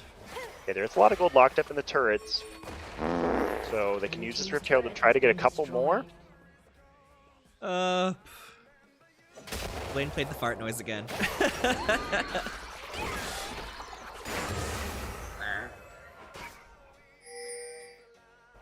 Nasty. So we do have a Blade of the Ruined King now complete for Kog'Maw. Unfortunately, you really need 2.5, 3 items to start taking over as a Kog'Maw in these situations, and it's just not there. Definitely those auto attacks are going to hit, but it's hard to stand up in this fight because if you do eat any CC, you're probably just dead Kog'Maw. Vigor's Vixens wanting to play the game of just keeping this lead, trying to expand the lead. I'd like to see some wards pushed into, and they're starting to get wards pushed into the side of Brahms Babes.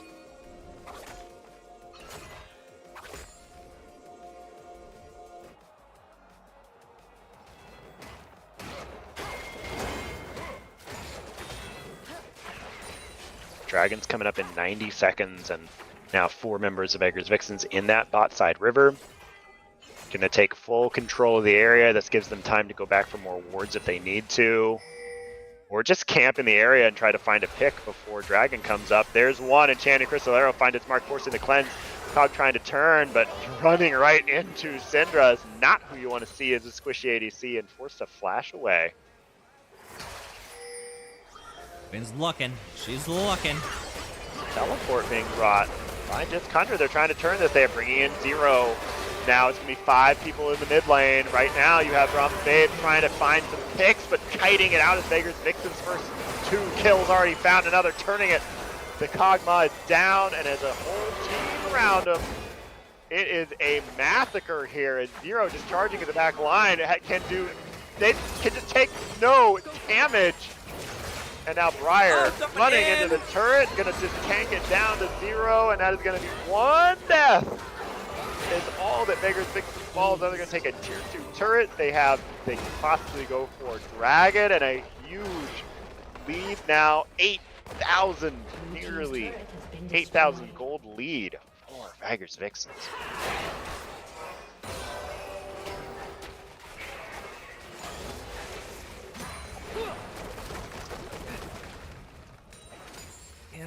it's really, it's very unfortunate to be the Kog'Maw in this game because you don't have anything to protect you. Like the Wukong, I see him diving into the back line, which isn't necessarily a bad thing. It's just you don't have the follow-up for it besides Quinn. And if Quinn's all the way in the back, she's not going to be able to get into that back line with you, so you're not damaging them quite enough, so the whole team has time to turn on you, eliminate you, and then the rest of your carries are right there to take care of. So it's just not working out for them in team fight so much. And it's a little premature. Ooh, Crystal Arrow coming in from behind the team. So that means Ashe has a flanking angle here. Gonna be able to hit everyone with that volley. They're all slowed. They cannot run. 3, 2, 1. And Dragon. Been attempting to do a little bit of split pushing up here, get something for all this. It's like you can think about how to play a team fight with a Kog'Maw, but you also, your Kog'Maw has to get on 2 items before you can really have that team fight. And so Viger's Vixens has done a great job of making sure to force as many fights as possible for the enemy team as a champion, and that is not a 1v1 you ever win as a Kog'Maw. And they've just done such a great job as a team of making sure that Brahms Babes does not get to fulfill their win condition. Oh no. Oh, she said, come here. And everyone just having, that's all you can do. The correct response to Zero's Jax right now is flash away immediately.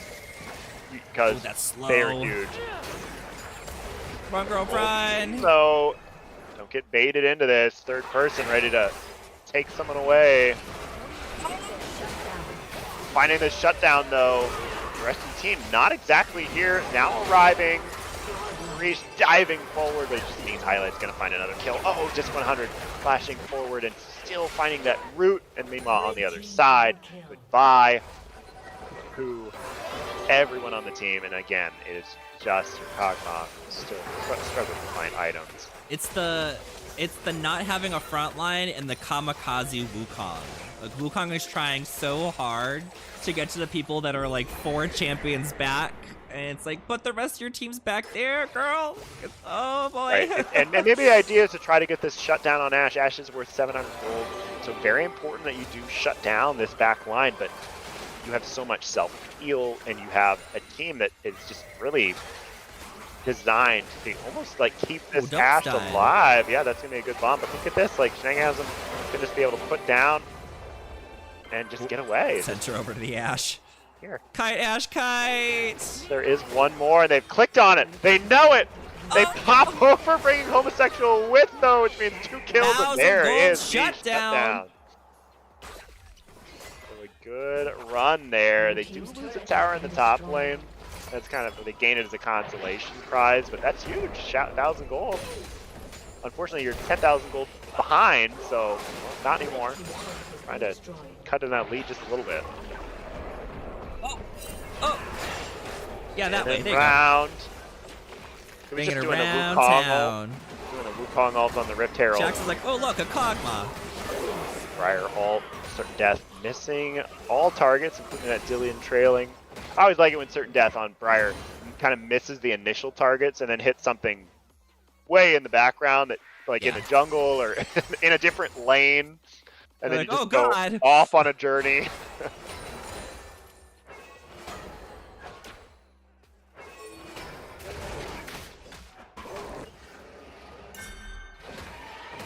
Okay, so all the vision now gets moved over to this Baron. It does feel like this is a very logical next step for Viger's Vixens. They have the team that can, once they have control of the vision around Baron, they could just stand in the bush, they could start Baron, and it's hard to come through because you only have a certain number of channels that lead you to Baron, and then whoever leads that charge is going to eat an enchanted crystal arrow right to the face. I love what third person's doing against Syndra. Unfortunately, they've been spotted. It's actually trying to pressure Shenanigasm. There's a steal available 50-50, but Briar finds it and then immediately Quinn, though, does get a shutdown. Oh, that Kog'Maw just not online quite yet. Does have Rage Blade. Getting res. Okay, so now Baron has been claimed for Viger's Vixens. Let's see what they do with it. Red team's turret has been destroyed.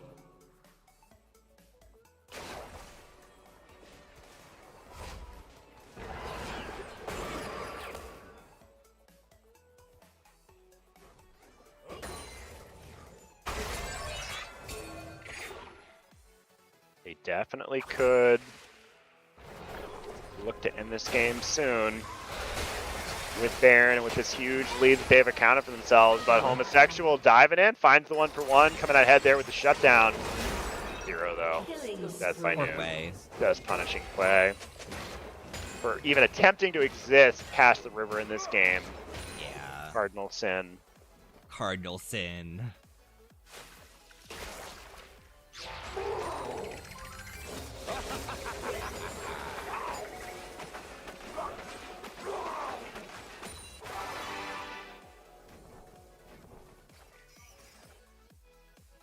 Mowen's doing a great job of warding. Going for that early warding item too. Like, one thing that you can't have happen when you're this far behind is you've got to make sure the vision is maintained. It's very difficult to do, so I like that he's gone, or I'm sorry, I like that she's gone for this kind of warding item and for the Warmog's armor to make sure that she can ward without being spotted and without dying immediately. Ooh, okay, so a bounty got claimed. A smite fight won by Wukong. 0 though, and death by Noob looking to punish. Ooh, and now there's a Kog'Maw who does find a kill. Zillion's like, I'm out, bye! Yeah, takes the brief respite as they focus on the ADC to run away himself.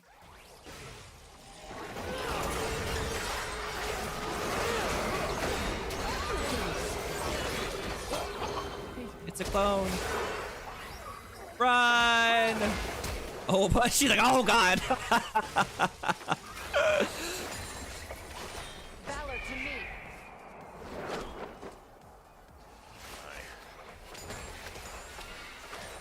Love your bronze babes.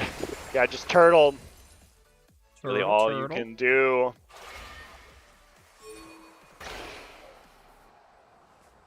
Need eyes on him. Need eyes on him.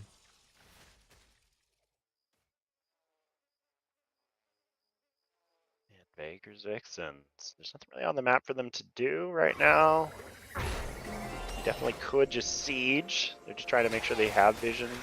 They don't want to get picked off, and that's what has been stalling out this game. And immediately now, Reach looking for one along with Frosty, who needs one more auto or that ultimate to land. And I do love how both ADCs just stood still and autoed each other. Like, who can kill each other the fastest? The answer is Kog'Maw, especially at this point in the game, but unfortunately, standing there for too long is going to be certain death. Just like this Briar, who lands it and then will follow up. Goodbye. And Hero can buy so much time, allowing the team to just come in and play cleanup duty. The thing is, they get a couple kills, they push the lead back to 10,000 gold, but don't find any objectives off the back of it. So I really want to see them starting to push forward into this, because you don't want to get complacent and allow the enemy team to find that team fight that they need to get back into it, or in this case, multiple team fights to get back into it is what would be needed. 5 items for this Ashe. 5. Alright, I am on a tight timeline, so I can leave the stream running, I can leave it here for the rest of the game, and I will watch it, but I do have to step away from the computer for probably the rest of the stream. Okay, if that's what we're gonna do, good luck. I'll take it from here. You got this. All right. If it'll let me, there we go. Okay, so as I look at this game solo, it does feel like it cannot be too long for this world. 41-19. Tigers Vixens one to walk it down mid. They find the fight here. 0 leading the charge. Congo trying to knock it up. They have not gotten to this Kog'Maw, which means that a lot of damage comes out in retaliation. And so there were just 3 members there. And overall, it's kind of a wash. They're on the run. And Baker's Vixens on the... Oh, it's so close here. Frosty and Highlight trading blow for blow. And Frosty finding the kills on Kog'Maw, keeping his team alive. They've come out with a 1-fight, 2-4-3.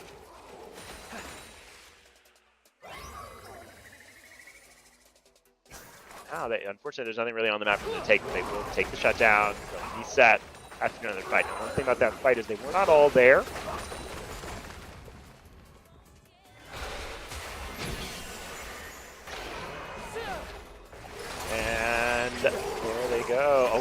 fight here happening. This time, though, walking a little bit too far forward. 2 members down. And the thing about this one is Baron is up in 4 seconds, and your Kog'Maw is down. That is your kill. And yes, I'm looking in chat. Someone asked, where did Chroma go? Chroma is off the stream at a hard cutoff at 10 o'clock. So it's just myself here, solo. And now, Baker's Vixens. The ping's coming down on to Baron. 3 members dead from Brahms Babes. They have a free Baron available if they want to take it, and they're going to start it right up. They got a couple choices after this. They can either go and take that 3rd dragon, not the most important, or they can group as a team and like reset, group as a team, and then try and march down a lane. What you don't want to do at this point is get caught and buy more time for your enemies to get further ahead. So, Mowins. How dare you get anywhere near that, Jax? Okay, the first of this Baron power play, or the first turret of this Baron power play has been claimed. Now everyone on Baker's Vixens is returning to the map. 3 members already in the top lane, just sieging. This is what you want to do. Let them siege. Zero jumping onto Frosty. That means that Kog'Maw without the flash. Ooh, but Shenanigans and Rex does get picked off, and the Enchanted Crescent Arrow has been used. Did buy a moment of opportunity for them to try to go into this mid turret, but might have been a little too far as highlight. And 3rd person now on the run. They do find a quick kill onto this rather squishy Wukong, and Zero picks up 3, so they can continue the push. They don't stall it out like they needed to, which means that this inhibitor is going to be the target. They do have some low HP bars, so it looks like as a team they've made the decision to reset, fall back, take this 3rd dragon, play it safe. You've got a huge, nearly 15,000 gold lead. They don't want to throw it here. But, I mean, full builds are beginning to happen, so highlight up very far. Suns doesn't find its mark, though. Shut down is this Ashe, and now it's Brahms Babes who have a moment of tempo on an objective. Sexual reeling around, can't find anything.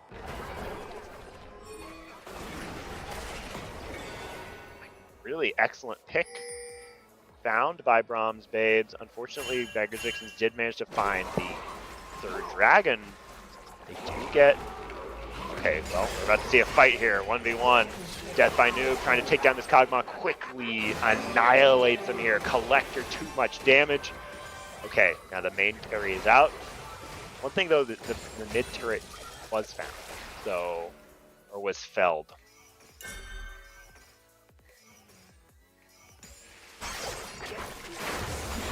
Delphin saying we got a banger of a final match. Definitely got Win, Homosexual trying so hard to find the picks, keep this game alive. It has hit 34 minutes, so the gold, don't let the gold difference fool you. It can go either way here, especially with one good fight. You do have a very, very fed Kog'Maw. Unfortunately, there's still 10 seconds on gray screen. Zero moving in. Certain death here.